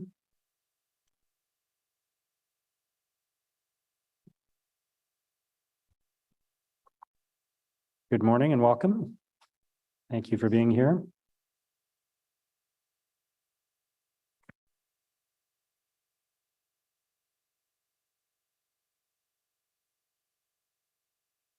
All righty. Good morning, everybody. Thanks for taking the time to hear from me today. It's good to see a lot of folks I've already met with and chatted with about this, including staff. Thank you for taking the time to chat with me. My name is Dean Tester. I'm the co-founder of Make Housing Affordable. We are a volunteer advocacy group advocating for pro-housing policies at the municipal level that we believe will help solve the housing crisis. We all know there's a housing crisis here in Ottawa. Our shelters are overflowing. Our homeless population is skyrocketing. Rental costs and mortgage payments are crushing our middle class. Not even a city councillor's salary would qualify you for a mortgage on a starter home in Ottawa today. And it is with this context I'm here today talking about the Housing Accelerator Fund. Our mayor and city council agreed to an ambitious housing pledge of 150,000 new units over the next decade. And our city council recently approved an official plan which outlined a commitment to build approximately 80,000 units in that timeframe. So there's a very big gap between those two numbers. And I believe the Housing Accelerator Fund was an opportunity to swing for the fences. We were asked to put forward an ambitious action plan with at least 7 new ideas, and I want to emphasize new. Their reference document says, quote, "All initiatives included within the action plan should be new initiatives that have not yet started." In fact, the federal government gave us the specific ideas they wanted us to implement, a list of 25 ideas. And what we did at Make Housing Affordable was we released our own housing action plan that we would love the city to adopt, where we picked 10 of those ideas, the best ones that we believed would make the most difference in Ottawa. Some of those ideas included ending exclusionary zoning by allowing 4 units and 4 stories citywide, increasing density to at least 10 stories everywhere within 1.5 kilometers of a major transit station, doubling our budget for affordable housing and partnering with nonprofit housing organizations to implement the sushi report that council got last month, removing expensive parking minimums citywide, and eliminating neighborhood character as a vague planning concept. Last week, we launched a petition urging the people of Ottawa to support our plan. In one day, we received over 400 signatures. Sadly, I feel like we did not see our work reflected in the city's application. I really didn't see a lot of new ideas in the application, and I guess based on your presentation, that may have been on purpose. But, you know, I was pretty surprised to see that we just weren't bulldozing ahead with a real plan to make meaningful change in the city. And I was also a bit frustrated that we didn't have the opportunity to really have a proper debate at council or planning committee before the application was submitted. You know, in my opinion, I don't have a ton of confidence in the application as laid out, for the simple fact that there's nothing new. The application guideline to me seemed pretty clear, although I understand that you've met with the minister's office and worked with the federal government on this, so perhaps it was their guidelines that were unclear. Regardless, I do think that whatever happens with the application today and moving forward, there is a path forward to make housing affordable in Ottawa. I think we can adopt a real housing action plan that gets more homes built, meets our housing targets, limits sprawl, limits pollution, keeps property taxes from spiraling out of control. And that plan would include ending exclusionary zoning citywide, more density around transit, eliminating parking requirements, incentivizing infill over sprawl, investing in social housing, win-win inclusionary zoning for affordable housing. And the last piece that I'll leave you with is this. I know the zoning bylaw review, which is scheduled to complete in 2026, addresses a lot of these issues. And, based on the documents I've seen, the preparations for that, I'm generally very happy with the direction that the city is headed. My issue is that we're taking till 2026 to implement any of these changes when really we needed them 5 years ago. I don't think we can punt these issues until the next election. I think the ideas are right here.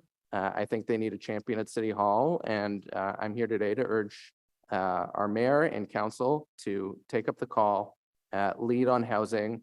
Let's do this on our own terms without getting dragged kicking and screaming by the province and the federal government. Let's make housing affordable and build the world-class city that people of Ottawa deserve. Thank you.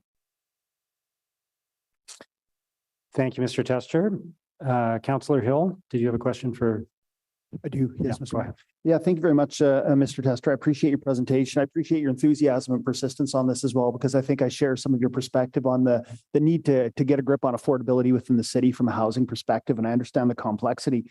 So I kind of want to challenge you a little bit. What about the cost of implementing these types of pro-housing measures? If we build really quickly, really fast, what are the downside risks to that in terms of, as a suburban councillor, looking at places where we've sprawled out, we don't have the infrastructure necessarily to meet the demands and the needs of those residential communities. So do you have a comment on, the risk that goes with building too quickly? Yeah, thank you very much, Councillor Hill. Appreciate the question. One thing I want to be very clear on is that infill development is a huge net positive for taxpayers. Development charges and property taxes from infill development provide a massive influx of cash to the city and more than cover the cost of required infrastructure in neighborhoods. For example, a condo development like the one proposed on Catherine Street right now to replace the Greyhound terminal, over 1,000 units would produce at least $15 million in development charges by my calculations, and millions more every year in property tax revenue. That money goes directly to support infrastructure in the neighborhood, goes directly to support the people who live there already. And the other thing that I want to ask to council is, what's the alternative? What is the cost of not building housing? So what happens when we don't build housing? Well, people move further and further away. If they stay in city limits, they move to a new greenfield development, and we know that's a net negative for taxpayers because the cost of building brand new infrastructure is much more expensive than upkeep in existing neighborhoods. But what if people move out of town? What's the tax implication of someone moving to Carleton Place and commuting to Ottawa? They use our highways and roads, they spend hours in our city, they use our services, and they spend zero property taxes here. This is a massive drain.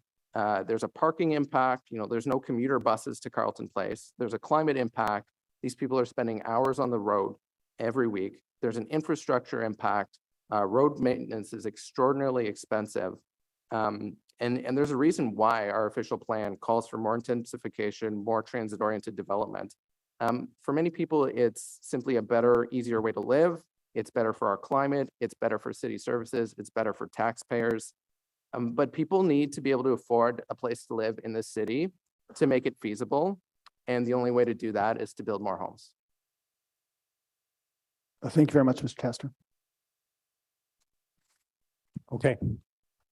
Thank you, Mr. Tester. Okay. Appreciate your presentation. Thank you. for your time. Okay. So questions for staff on their presentation? Councillor Hill, do you still have your hand up? Yep, go ahead. Thank you very much, Mr. Mayor. I would just want to confirm, so I saw in the report that if we were to receive the half, we would be looking at an estimate of about 37,000 units by September 26th. That's correct? Those are units by building permits, but only accounting for the action plan initiatives. Anything new we do in addition, above and beyond what's in the action plan between now and then could also have an impact, but yes. So I guess, could you just confirm then, how does that relate to kind of the last, say, 4 or 6 years of development? Is that a 10% increase? Is that a 50% increase? Where does that put us? Mr. Mayor, the half action plan represents about almost 25% increase without. And does that put us on track, you know, I think it's about 18,000 units per year that we need to be targeting in order to get to the 150,000 by 2031. Is that in that space? So, Mr. Mayor, the target has to be an annual average of about 15,000 per year to get to the provincial target. The action plan will put us closer to that number than without. Okay, thank you. Thank you, Councillor Hill. Councillor Carr. Thank you very much, and thank you for the presentation. I just wanted to confirm one thing and then just one question. The application's already been submitted, has it? It was by June 14th? Okay, so it's just the action plan the committee's approving today. You spoke a little bit about the individual projects, and I think you mentioned that targets would come at that time when you would bring targets forward then. But is there anything that you can speak to about housing targets that you want to achieve in terms of number of nonprofit units to be built, number of private units, number of either households or people that are housed? Is there anything that you can speak to at this point about that? Yes, Mr. Mayor. So we did have to go through quite the exercise to reach the projections that we did. So the 5.2% increase in affordable housing, for example, represents an additional 2,000 units roughly over and above the status quo for the next 3 years. And so beyond that, a majority of the projected new units were projected to be close to transit in multi-unit building forms. So over 4,000 of the 7,000 units are projected to be multi-unit near transit. And then the remainder split between multi-unit missing middle and multi-unit elsewhere, pretty much. So none of those 7,000 include, for example, new permits for detached homes. Thank you. And can you just let me know the definition that you're using for affordable for private development, please? Sure, Mr. Mayor. So we chose to use a definition of affordable for this application that is 100% average market, knowing that it would capture any deeper level of affordability that falls underneath it. So most of the affordable housing units that are estimated as part of this application come from that affordable housing pipeline strategy, which of course is half funding dependent. And that strategy works with nonprofit housing developers already who have projects on the go. And their definition of affordable through that initiative would be, I believe, closer to 80% AMR. I can let Lauren, Ms. Reeves speak to that. Thank you.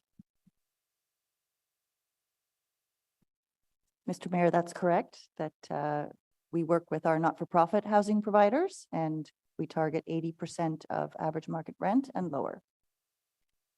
Thank you very much. Thank you, Councillor Carr. Councillor Kavanaugh. Thank you very much for this report. Exciting that we're moving forward on building more affordable housing. As chair of Ottawa Community Housing, I know that we're a strong partner, and as the city of Ottawa is the sole shareholder of Ottawa Community Housing, I know that the partnership will be very strong in reaching those goals, as well as other nonprofit partners, which are important as well for variety. In terms of the definition, deeply affordable is really important.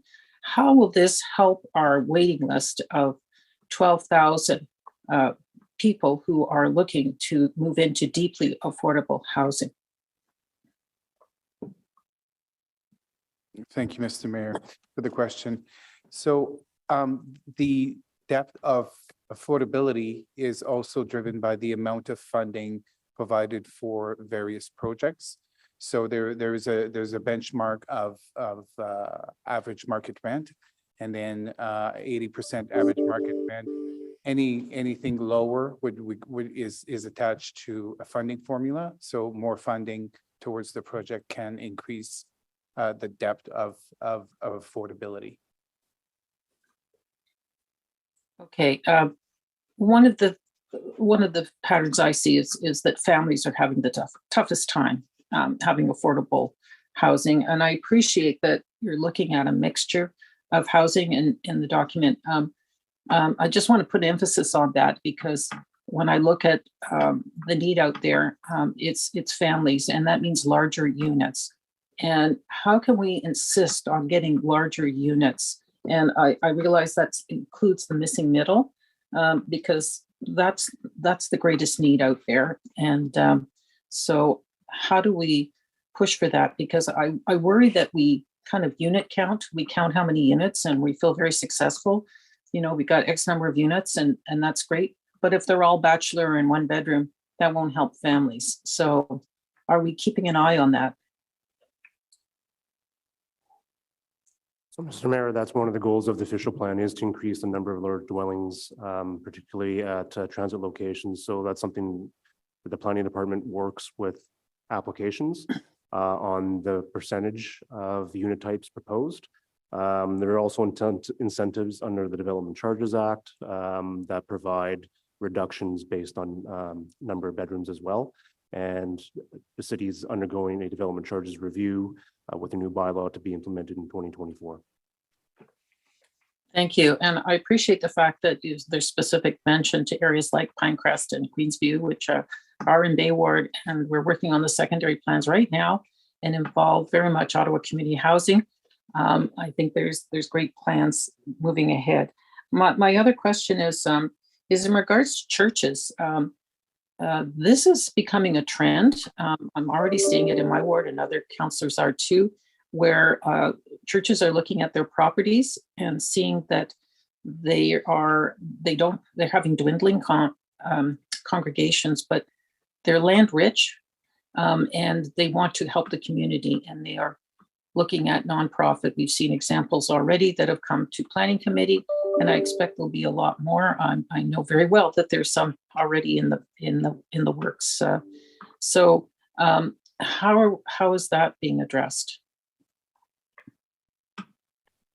So, Mr. Mayor, with respect to just the action plan specifically, if that church or that institution is within a protected major transit station area and it takes advantage of the upzoning that staff is proposing by the fourth quarter of this year, then those units would certainly go towards the action plan and the funding we receive from the action plan. One of the concerns I have is that governments, especially elections are coming, are looking for shovel-ready projects. And I know that's always a challenge. You kind of the cart before the horse or whatever, but how ready do we feel about that? Because obviously, if they see something that's already started, it makes it a lot faster, and then they can get the funding. But so I just want to know what the focus is on shovel-ready projects. Thank you, Mr. Mayor. And thank you for the question, Councillor Kavanagh. So for the affordable housing or pipeline strategy that we referred to in the application, we currently have 14 projects that are shovel ready and that have gone through the pre-development stages, and some of them have received development funding. So we have plenty of projects and we are ready to take on more funding so that we can advance our construction with the affordable housing. And I would like to stress that all those projects are with the nonprofit sector. Excellent. Great to hear. Appreciate it. This may sound like the boring category, but on-site stormwater management, I actually thought that was a good to know. To make sure that we don't have any issues with that is, I don't know if you want to elaborate on that any a bit. It's not a big cost, but I think that's really important. Do you have any further comments on why that's needed? So, Mr. Mayor, one of the changes through Bill 23 was the removal of site plan control requirements for developments of 10 units or less. With Bill 23 and the ability to build up to 3 units on a residential lot with services, that would mean that there would be significant increase in impervious services for the parking and the development of that lot, which would translate into stormwater runoff, which is no longer captured under site plan control.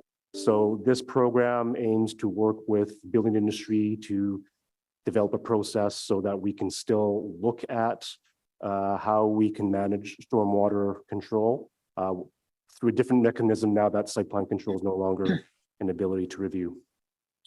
I think that's really important. And I know that's always a question that comes up when people see infill and projects coming to their community. And it's good to hear that that's well in hand. I thank you for your partnership, particularly with Ottawa Community Housing, but with all the nonprofit sectors to build affordable housing. Thank you. Thank you, Councillor Kavanaugh. Councillor Curry. Thank you, Mr. Mayor. I just want to start by saying this is one of the best reports and presentations I have seen in a long time. It was so clear and helpful and preempting so many questions. I just want to congratulate you all for that presentation. The other thing I want to congratulate for is that our application was promptly approved by CMHC. It was promptly approved as and deemed complete. That's actually a very important component to all of this, that they immediately said it was complete. Incomplete applications are a problem. So congratulations to all of you for getting that completed and deemed complete. I have a couple of very quick questions. Of the 9 actions, I really want to focus on number 8 because it's not a part of the funding. That digital twin, I guess I would say to council members, this digital twin tool is phenomenal and will help us in so many ways, just not with affordable housing, but in every way. And so my question is, if that's not a part of that funding, how are we going to continually fund the digital twin project?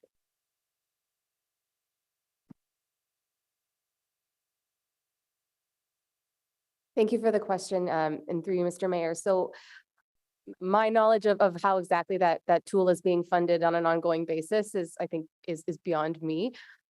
We don't anticipate, or we did not plan through this necessarily to use half funds on the digital twin necessarily. It is it is partially funded through the budget for the new zoning bylaw, and also has funding from other sources as well. But unfortunately, it wouldn't be through the half, I don't believe.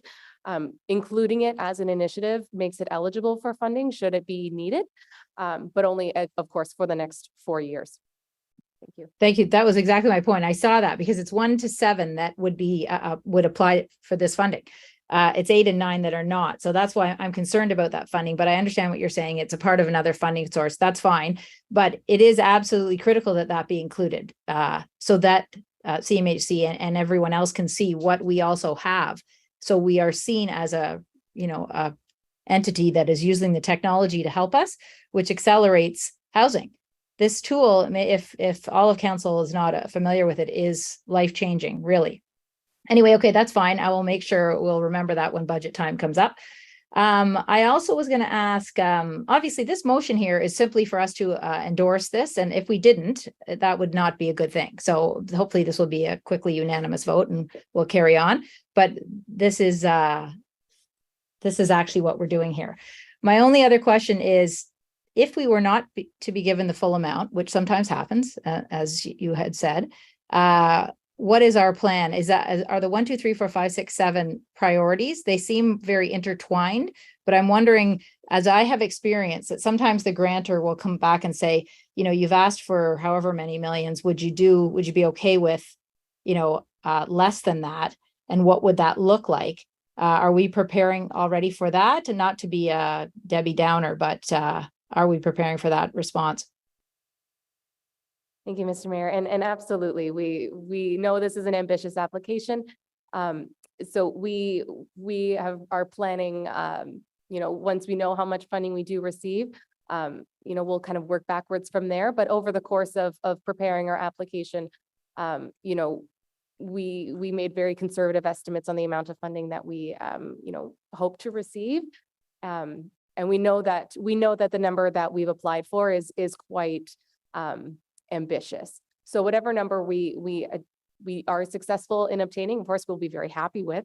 And then we'll have the very pleasant problem of deciding exactly what to do with it. And we'll be coming back to council with that within 2 months of signing the agreement. Wonderful. Thank you very much again. Thank you, Councillor Curry. Councillor Leeper. Thank you very much, Chair, and thank you very much, staff. There shouldn't be any surprises here. You sent us a memo to tell us what the application was going to look like.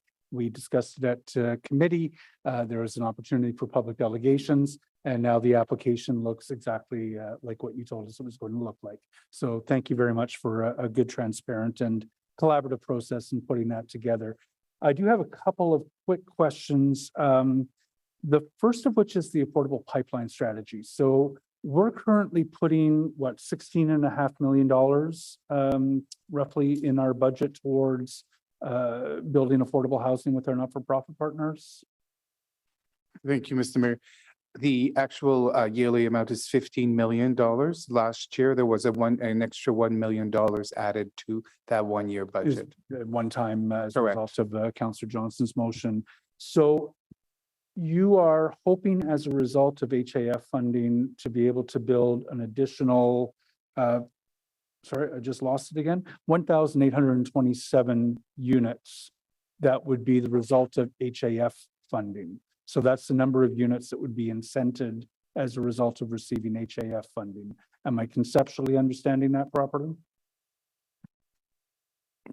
For the affordable housing, like through the pipeline strategy, yes. And with half, we can also stack other funding. So there's that element to take into consideration as well. So what you've made some assumptions around how many units could be incented.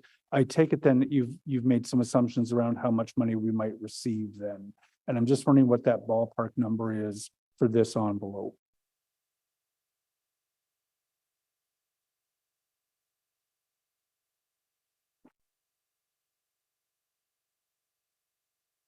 Mr. Mayor, I believe the question is how much Housing Accelerator Fund would be generated by delivering these affordable units under the pipeline strategy? In order to do 1,800 units, I think you've made an assumption around how much we'd have to receive from the half, and I'm just wondering how much that is.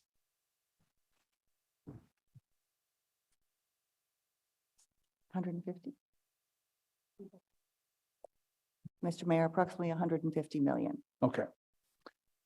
I know the request is out there to increase our affordable housing budget as a result of half funding, and obviously $150 million, give or take 10 million between friends, it would be a significant increase. So I appreciate your ambition in putting that forward to the feds. Now, one of the concerns that I have is if we incent an additional 7,000 units over the period, many of these units are going to be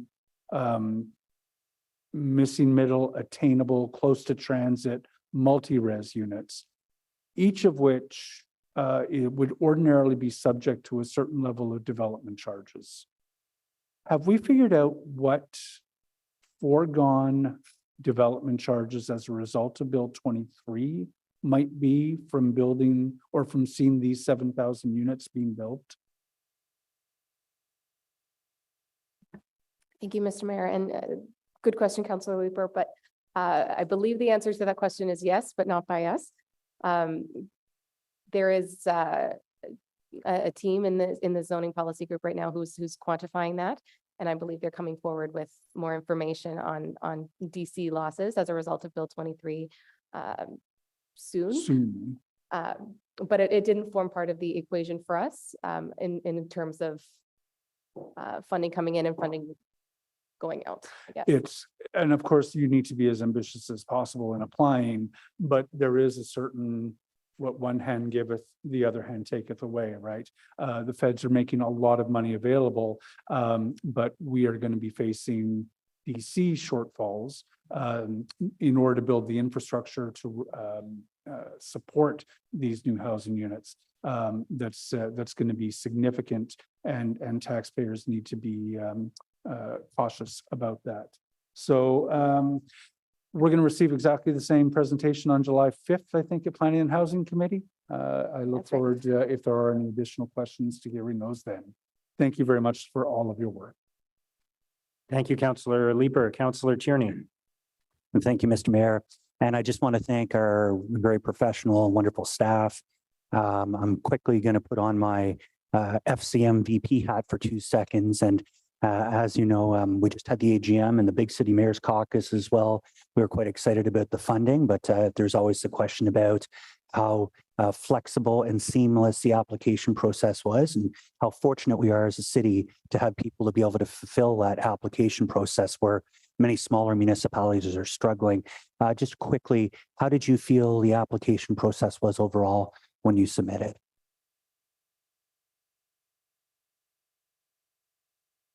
Mr. Mayor, thank you. The application process was, this is a very brand new program, of course. So there were some hurdles on both sides. Both us and CMHC had to overcome a few hurdles right at the start, answering questions, you know, what constitutes a unit exactly, and some more nuanced things that allow us to really hone in on what to include in our application. But fortunately, you know, we were able to work, you know, connect with CMHC and answer those questions, and we found the process quite smooth, and we received all of the documentation well in advance and had a great channel of communication throughout. Wonderful, and it speaks to the great work our city staff have done. I just want to say thank you, getting us through those first gates and bring on the money. We're quite excited for it, so thank you. Thank you, Councillor Tierney. Okay, on the report recommendations, are they carried? Carried. Carried. Thank you, everyone. Thanks for the presentation and for answering the questions. Next is item 7.2, the Ottawa Hospital's request for release of a reversionary covenant at 1967 Riverside Drive. I understand there were questions about that. So, Councillor Leeper. Thank you very much. And I apologize for raising this at the 11th hour, but I'm not certain I'm going to be able to support this report recommendation. I know we've got term of council priorities coming to council shortly, and there's a lot of them, but I only have 2 really this term of council. One of them is affordable housing, and the other is to fix transit. And I think it's good to have priorities, because when you have choices to make, knowing what your priorities are can help you cut through a lot of noise.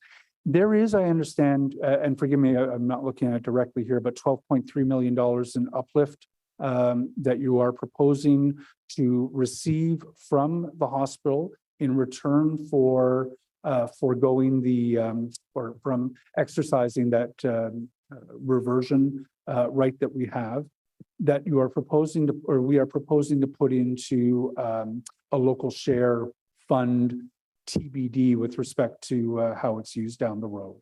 Have I got that roughly correct? Mr. Mayor, the purpose of this report today is basically to approve the concept of the transaction. What the city will do with that 12.9 million would be subject of a future report. So any approval today isn't earmarking those funds. Sorry, but if I understood correctly, the earmarking is specifically for until we have determined a local share approach, correct? It would, again, it would be subject to a future report, those monies, so that those monies aren't being earmarked now. So just to be clear, I think I'm going to be helpful in answering this, but tell me if this is wrong. The previous council directed staff to examine what would go into a local share agreement for the hospital and report back during this term of council. There's been no decision on what that would look like. This is simply saying we would go ahead with this. The money would be set aside, and until we made a decision about any local share, the money would be held. If we decide not to do a local share of any kind with the hospital, the money would be available for another purpose. If we decide to use it towards a local share, we would have the option of doing that. Okay, thank you. Okay, thank you. Yeah, so I have understood this correctly. I mean, this is wrapped up with a local share decision. There is a payment that is going to be made to the city in return for us not exercising our right to have the property revert back to us. And that money is going to be held aside without a spending decision, but it's tied up with whether we might want to use it for local share or not. It's there so that if council chooses at a later date upon receiving a report from staff to do some type of local share for the hospital, those funds could be part of it, but not necessarily if we choose to do something else. Yep. So that's going down a path. And the nice thing about having a very short list of priorities, I've got two, is that I can make a fairly quick decision about whether or not I want to go down that path. And the path I want to go down is if we have the opportunity to receive monies from this property, it is, I believe that we are much better off using that money to build affordable housing. The for-profit residential development that the hospital is proposing is not new affordable housing. I don't know how this council, when one of our priorities has to be increasing the amount of affordable housing, can go down the path of putting this money aside on the basis or subject to a decision at some point down the road on whether we want to use it for a local share. The priority can't be local share. The priority can't be a contribution towards a provincial health initiative. Our priority has to be affordable housing. Here's $12.5 million that presumably build, hundreds of doors of affordable housing with our affordable housing partners. We're giving up land here, but the money that is coming back to us should be put towards that incredibly important priority. So I'm not going to be able to support this today, Mayor. Okay. Just to clarify though, that we are not deciding today how that money will be allocated. Is that correct? That's correct, Mr. Mayor. Yeah. So if we decide later, we may still decide later if we wanted to allocate it towards affordable housing, if we chose to. Correct, Mr. Mayor. Mayor, you've said that several times, and I'm just clarifying it. Absolutely clear that I understand that no decision on spending the money is being made today. But I think it's fairly clear that if we are putting that money aside because we may want to spend it on local share down the road, that we're going to have to decide between competing priorities down the road. My priority is clear. It's affordable housing, and that's how I'm voting today. Thank you, Councillor Leeper. Councillor Brockington. Thank you, Mayor.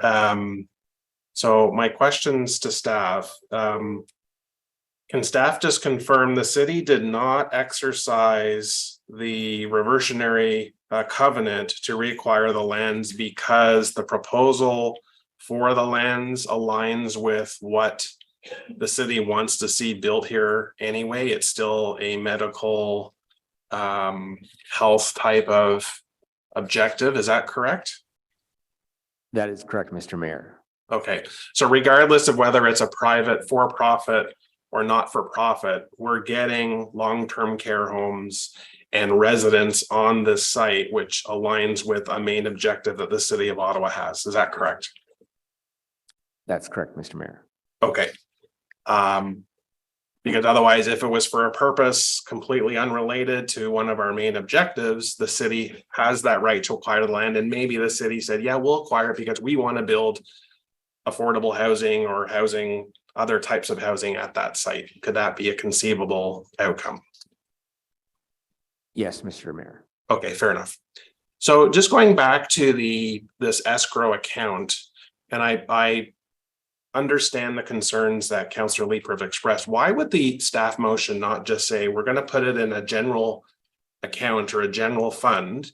We're not going to allocate it for any purpose, but you're specifically saying in the motion, we're going to put this in an escrow account until we decide what our municipal share will be for the hospital. You're basically saying, you're identifying a purpose rather than keeping it in a general account, and you allow council at a future date to look at various competing options for those funds.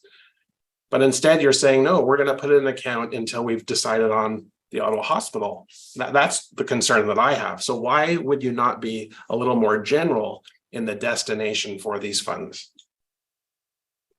Mr. Mayor, so effectively, that's what we're doing. So we need to hold that in a special account. So it's not referred to as an escrow account, because typically an escrow account will be held by a third party. So what we will do from an accounting perspective, we will hold this in its unique accounting account as a receivable. And then at a future date, when we come back with our local share report as directed, that's when that discussion can be had in terms of where that ultimately will end up based on council direction at that time.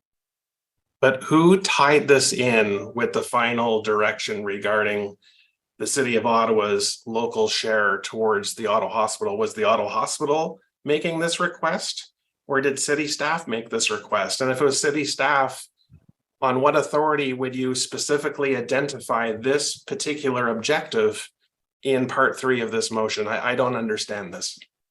So, Mr. Mayor, so essentially, when we brought forward the local share requests in May of 2022, where council established the financial framework and guidelines, one of those guidelines were basically unique to this cause, if you will. So given the uniqueness of this parcel of land on the existing Riverside campus, that's where I felt the recommendation would be prudent to put that forward and hold that in a special account, because it is a unique scenario tied to a existing Ottawa Hospital campus. Fair enough. Okay, I appreciate that explanation. And my final question, I had lots of questions, but just given the time, I'll just ask one last one here, and that is, given that the hospital now owns the land, they got the land for $1 back in 2005, and the hospital can enter into an agreement with a private entity to lease the land and acquire revenues from that land. The hospital will be the exclusive beneficiary of those revenues. And I'm wondering why, when the contract or the sale contract was established, why the city didn't say if there was any future revenue generation from the site, the city wouldn't get a portion of those revenues, because we sold the land to the hospital for the hospital. And now, almost 20 years later, the hospital wants to benefit from the land that exists, the undeveloped land that exists on the site that they got from the city of Ottawa for $1. And now they're going to maximize what they can get on the land, and all the power to them. But we, the city of Ottawa, the original owner of the land, didn't specify in the contract that we are going to, profit share as part of that opportunity. And I'd like to know why that's the case. Mr. Mayor, the $12.9 million represents the market value for the land. So we are essentially selling our right that we have in the land. That's the market value for the land. So it could be a little double dipping if we went in for a profit share after that. No, I appreciate that. I appreciate that. Okay. I appreciate staff's explanations to my questions. Thanks very much. Thank you, Councillor Brockington. Councillor Carr. Thank you very much. I think I've got I'm the ward councillor for the specific site. I think I've gotten a little bit confused by the questions. So I just want to confirm a few things. So my understanding is that in 2020, there was an announcement from the provincial government about the use of this site and what it would be used for. The Ottawa Hospital got into partnership with the applicant. And the first part of the plan is to build 300 beds for long-term care, which were desperately needed in COVID. And the Ottawa Hospital was supportive of this partnership because it would support the flow of patient care, which came to be an issue, especially during COVID, where we couldn't have people leave the hospital beds. And so as a result of this partnership, the city's getting 12.9 million. My understanding was that council had previously directed to explore the long-term share. But as a ward councillor, I've expressed that I would love to see the money go back into an affordable housing project in my ward. And that is not off the table yet, right? We're just waiting for the decision on long-term care, correct? On long-term care, on local share, long-term care, it all rhymes. I can make a poem if you want. That's correct, Mr. Mayor. So there will be a future report coming forward to discuss the option of the local share versus some other discussion point on what the money would be used for. Okay, so can you confirm that if I'm not on this committee, but that if everybody votes in support of this today, that it is not off the table, that 12.9 million could, depending on the discussion of local share, could be invested in affordable housing at a later date? That's not off the table, correct? I believe that's correct. Yes, Mr. Mayor, correct. Yes. Okay, thank you. Okay, thank you, Councillor Carr. Then on the report recommendations. What? Mr. Mayor. I didn't see your hand up, Councillor Menard. Go ahead. That's okay. Thanks so much. I just wanted to come back to this because I guess I'm interested in staff intent, and based on what Councillor Leeper had mentioned, that third point around directing staff to hold. Again, we're into this property tax uplift stuff. The 12.9 million in uplift in value of the covenant in a separate account until such a time as commercial contractual negotiations are finalized. And council considers a final direction regarding the municipal local share contribution for the new Ottawa Hospital Civic Campus. I think we need to make it clear as a council and with this new mayor that the city shouldn't be subsidizing provincial responsibility in this case. And I don't like seeing that hospital civic campus portion in there for this potential $13 million of municipal share. That's my concern is what's actually the staff intent in the future. So if I can ask that the question to staff in terms of their intent of funding that new Ottawa Civic Hospital campus, which is a provincial responsibility, I'd like to know intent for the future. But is it not correct that the previous council directed staff to examine a local contribution to the Ottawa Hospital Civic Campus? Yeah, that's correct. That was a contentious vote at the time, Mayor. Obviously, we're new council, new mayor. Sure. And so staff are simply following through on that direction from staff to come back with a report on a local contribution to the hospital, which this council will then have the option of accepting or rejecting. Right. So I guess that on the 12.9 million, like, is the intent right now, though, Mayor, to bring that $12.9 million back and say that's going to be part of our municipal share? I'm just confused on what intent would be for the future. We don't know yet because the report on the local share hasn't been done. I think all that's happening is that we're saying that when the report comes forward, if council decides to make a local contribution to the hospital, that this $12.9 million will be available at that time. If council decides not to make a contribution to the hospital, then it can be used for another purpose. Right. And I guess Councillor Carr, whose ward this in is saying, look, I want that to be used for affordable housing. We're not making the decision today on what it'll be used for. We're simply making the decision on whether to execute this transaction. Yeah. So Mayor, can I ask some questions to staff? When is the report expected to come back? Mr. Mayor, so our commitment was to come back early in the term. So I foresee that coming back in 2024. In 2024. And is it staff's intent at that time to indicate that the 12.9 million may or may not be directed to the Ottawa Civic Hospital campus? Are you going to recommend that be directed there at that time? Mr. Mayor, so as a recap, again, staff were directed by the previous council to go away and look at these opportunities under the 4 criteria. This one aligns to one of the criteria. When staff brings back that report in 2024, we will make sure that we outline items that capture all those guidelines as directed by council. And ultimately, it will be council that approves that direction to do as they will or as they choose with those recommendations. Okay, and at the time, there was discussion about the municipal local share potentially being infrastructure upgrades to and around the Ottawa Civic Hospital in terms of connectivity, transportation, some of the road work repairs that are happening. Is that, would that be considered part of that 12.9 million, or would this be additional to that? Mr. Mayor, this 12.9 again is unique to this specific revisionary covenant. Okay.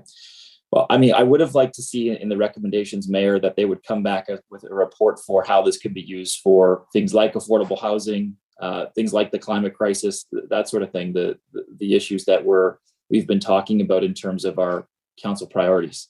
But it's that third criterion there that has me concerned, because I don't see any other reference to things like housing or other areas that this could be invested in. I just see the Ottawa Civic Hospital. So I just, I'll be obviously engaged in the report at the time, Mayor. I appreciate your intervention for 2024, but I won't support this at this time. Thank you. Thank you, Councillor Menard. Councillor Dudas? Yes, thank you, Mr. Mayor. I will be brief. I wanted to thank staff for this report, for their recommendations, and for following through with what council had asked you to do, which was to consider what potential options might be used for local share.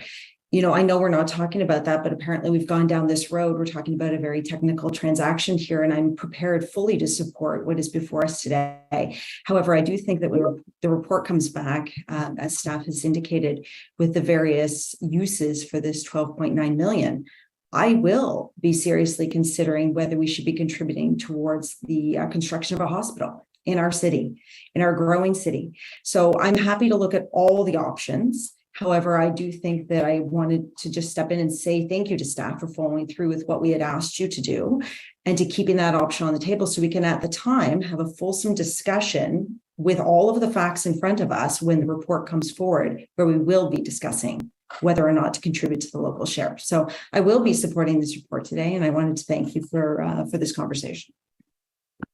Thank you, Councillor Dudas. So on the report recommendations, are they? Yeas and nays, please, Mayor. Sure. Recorded vote, please.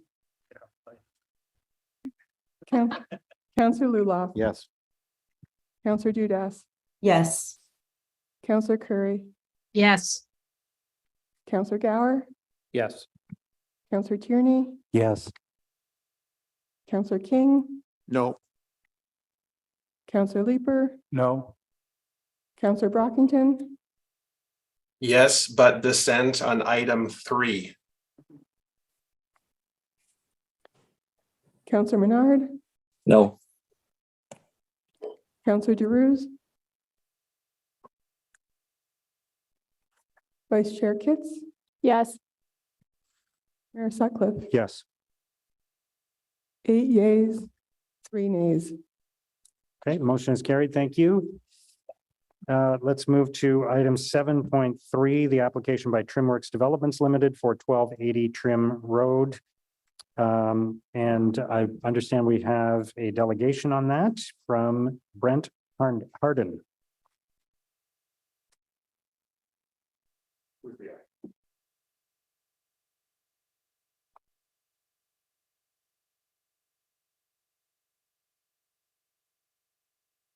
Good afternoon and welcome. Thank you for coming in. Thank you, Mayor. Good afternoon, everyone. My name is Brent Harden, and I'm owner of Harden Realties and La Maison d'Or Jewelers. I'm also the owner of Trim Social, a small shopping plaza on Trim Road in Orléans. Last year, I acquired a piece of property located at 1280 Trim Road, directly across the street from my current development. This new property currently houses a vacant, decrepit building, but the land is full of potential, located in a thriving and upcoming community, Trim neighborhood. Although the land was overpriced, I had been told by Councillor Luloff before purchasing it about the CIP program and the allowances that it would provide in the name of community improvement. This ultimately became a huge factor in my decision to purchase the land, as I anticipated the grant would help to offset not only the cost of the land, but also the current high prices of construction. However, if the CIP grant is in question, the future project is in question as well. As we await for Council's decision on the grant The project has been put completely on hold. We simply will not be able to proceed without the grant. Our proposed plaza will take an unattractive piece of property and transform it into a booming, vital new development containing a mixture of retail, restaurants, automotive, and personal care services. This project will provide countless benefits to the Orleans community, including the creation of 75 new jobs in very close proximity to the LRT station, a minimum of $500,000 in new development fees that will be reinvested into the community, a focus on using local source materials and local small businesses to complete the build, removing an eyesore of a building and replacing it with modern structures and lush green space. I am truly thankful for the opportunity to speak to you all today and for ongoing support from Councillor Luloff in making this project a reality. I sincerely hope that you will see the value in providing us the CIP grant and allowing us to move forward with creating new jobs and investing in our community. As a small business owner who has spent 44 years working in Orleans, I am thrilled and honored to be involved in the evolution of such a truly special neighborhood. Thank you for your time. Thank you. Councillor Luloff. Brent, I just want to take the opportunity to thank you very much for continuing to invest in the community. The East End and certainly this area has been, a bit economically depressed for quite some time. To see the continued investment that you're making in Orleans, it's heartening. This is an old hangar building, essentially, and when we first sat down to discuss this property, you were very interested in keeping the building as it is, refacing it, making use of it in, I think, what you'd called, the concept of trim works, and then finding out that that wouldn't be possible given the state of the building, and then going back and reimagining the project, working with the secondary plan group to reimagine the project once again to get it to a point where it fits quite well, I believe, with the secondary plan and the official plan and the permissibility of this this land. It's a great deal of work that you've put into this, and a great deal of thought and care that you've put into this. 75 new jobs on this site, where a rusted out old building currently sits, is an excellent use of this property. So thank you for coming out today. Thank you for going on the little bit of a roller coaster ride that we've put you throughout this, and appreciate, as the applicant, coming out today to make this presentation and to take questions from this committee. I appreciate it very much. I fully support this application, and want to thank you for your continued investment in our community. You've been a wonderful partner to work with. Thanks. Thank you, Councillor Luloff. Councillor Dudas. Yes, I just quickly wanted to say that this is very exciting. As Councillor Luloff alluded to, this area has had a tough time. We've had federal jobs in the past. We used to have the RCMP. We used to have D&D all along Saint Joseph, and things were thriving, things were booming. We had opportunities, and then a lot of that changed. A lot of those jobs went to the south end, to the west end, and once again, we don't want to linger in the past. We need to move forward, and by incentivizing businesses such as yours to reinvest in our community, to make sure that Saint Joseph is truly living up to its name as the main street, as the heart of the East End. I'm really, really excited, Brent. I don't actually have a question for you. I'm just really happy to see that you're taking the city up on its offer to reinvest in an area that desperately needs it. So I'm excited about this project. I will fully support it. And I think that seeing more projects such as this, as well as housing, like these are opportunities for us in the East End, and I'm very happy to see it. So thank you very much. Thank you, Councillor Dudas. Councillor Kavanaugh. Thank you, Mr. Mayor. Thank you for the presentation as well, Mr. Brent.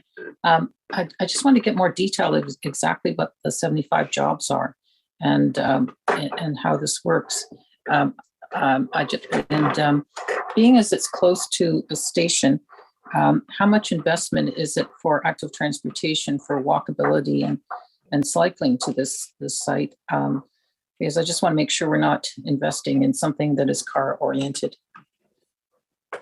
The project is within 300 meters of the new LRT station. So there's walking distance. People can actually go there, go to any part of the city and come and work. Obviously, most of the people will be working in Orleans.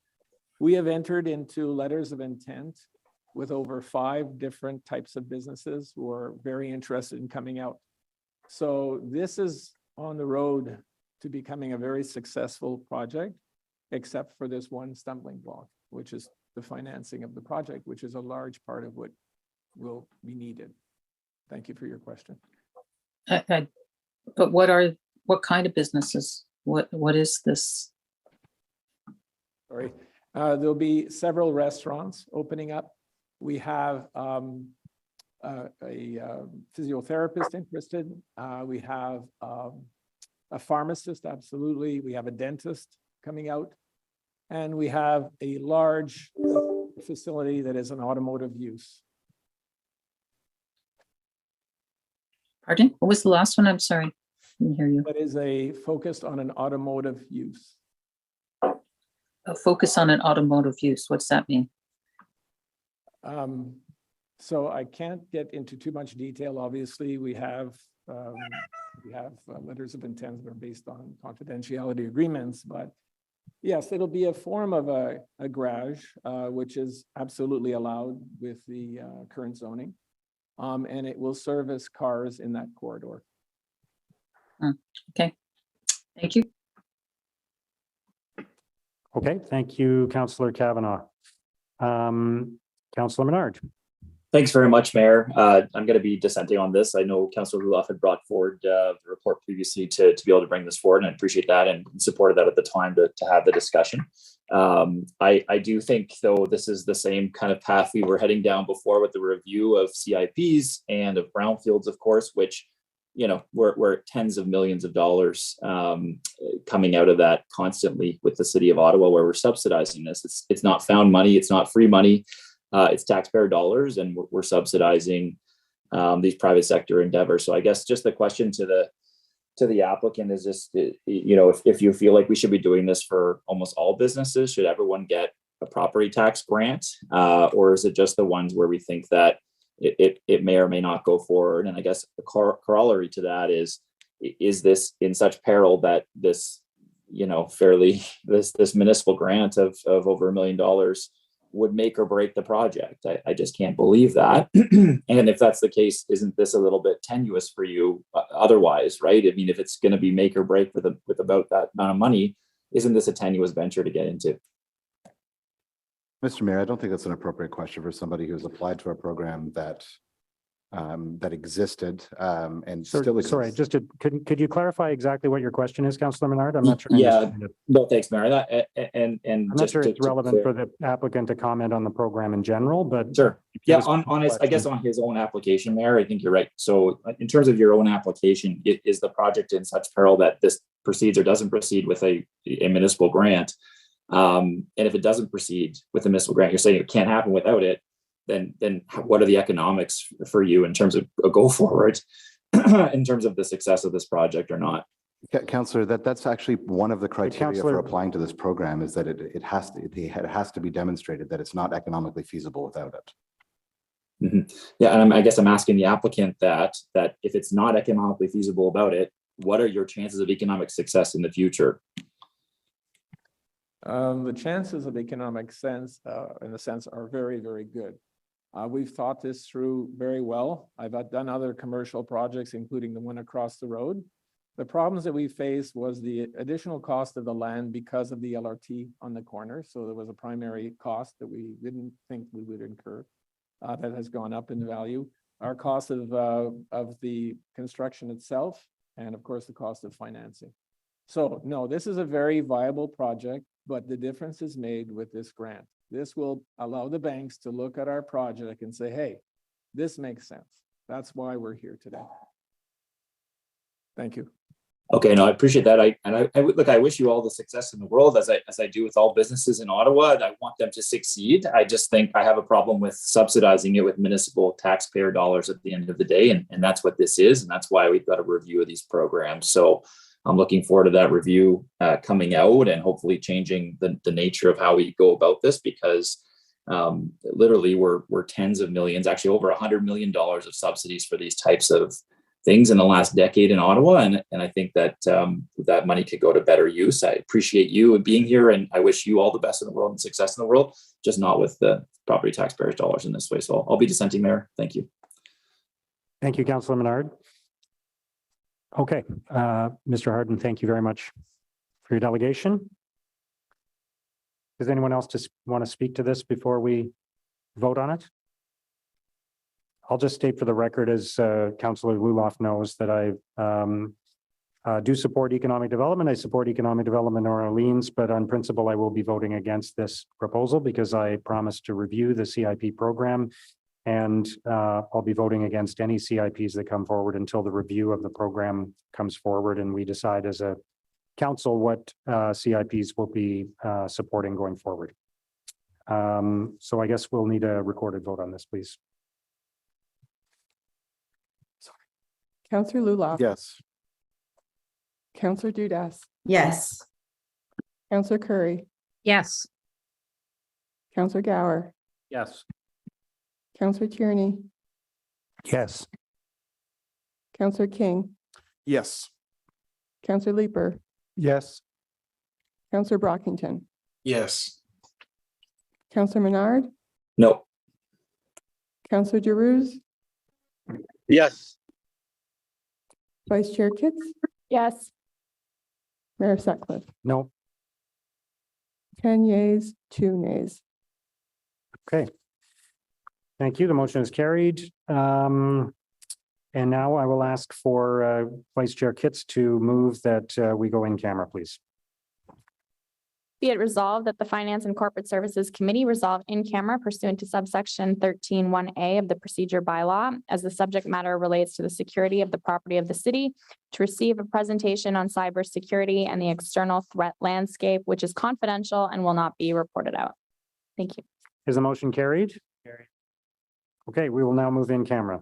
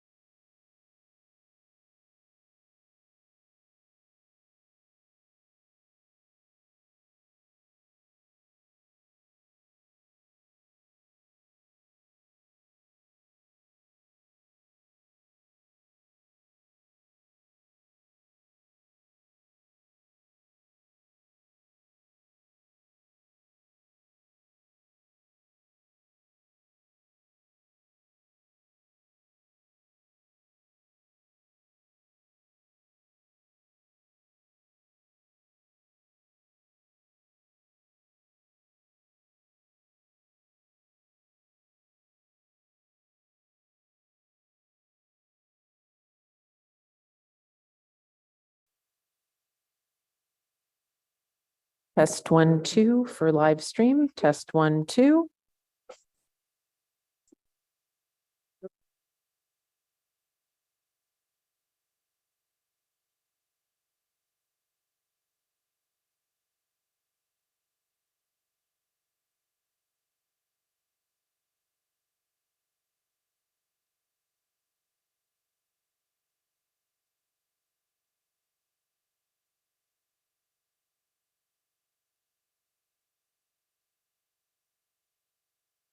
Okay, great. We're going to get started again.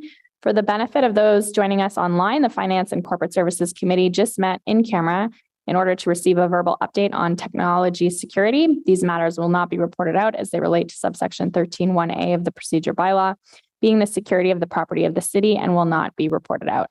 During the in-camera session, no votes were taken other than procedural motions and/or directions to staff. So moving along in the agenda, item 9.1. Item 9 is information previously distributed, economic development update Q1 2023.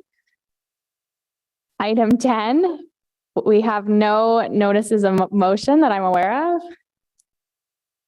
Item 11, are there any inquiries? Item 12, no other business. We are adjourned. Next meeting, September 5th, 2023. Enjoy the summer. Thanks, everyone.